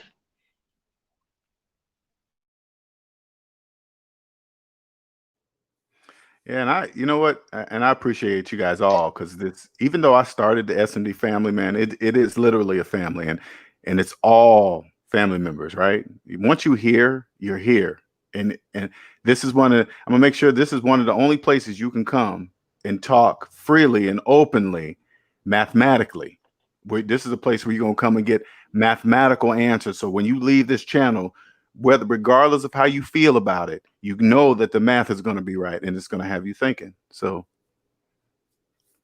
appreciate you all. And just to add, this is a channel where you can hop upon the panel if you're a woman and speak whatever you got to say and not get called a bitch. That is true. Yes, That will definitely. never Thank you happen for here. saying that. And I think also, LJ, man, you know, like I said, you know, your clientele here, you know, they want to be here. They want to soak up what you have. And like I said, you know, they want to learn from the experiences of the other people on here. So that's what's really nice about this channel. You don't got people screaming on panels and all this other nonsense. Exactly. And yeah, I've been on a couple panels where there's a lot of screaming, and I just can't do that. It doesn't achieve anything. It has no goal, you know? You know, because once again, they're discussing a lot of things that are that aren't tangible. Right now, we're dealing with mathematics. We're dealing with money. Those two things are tangible because money's a resource, and we have to use that resource properly.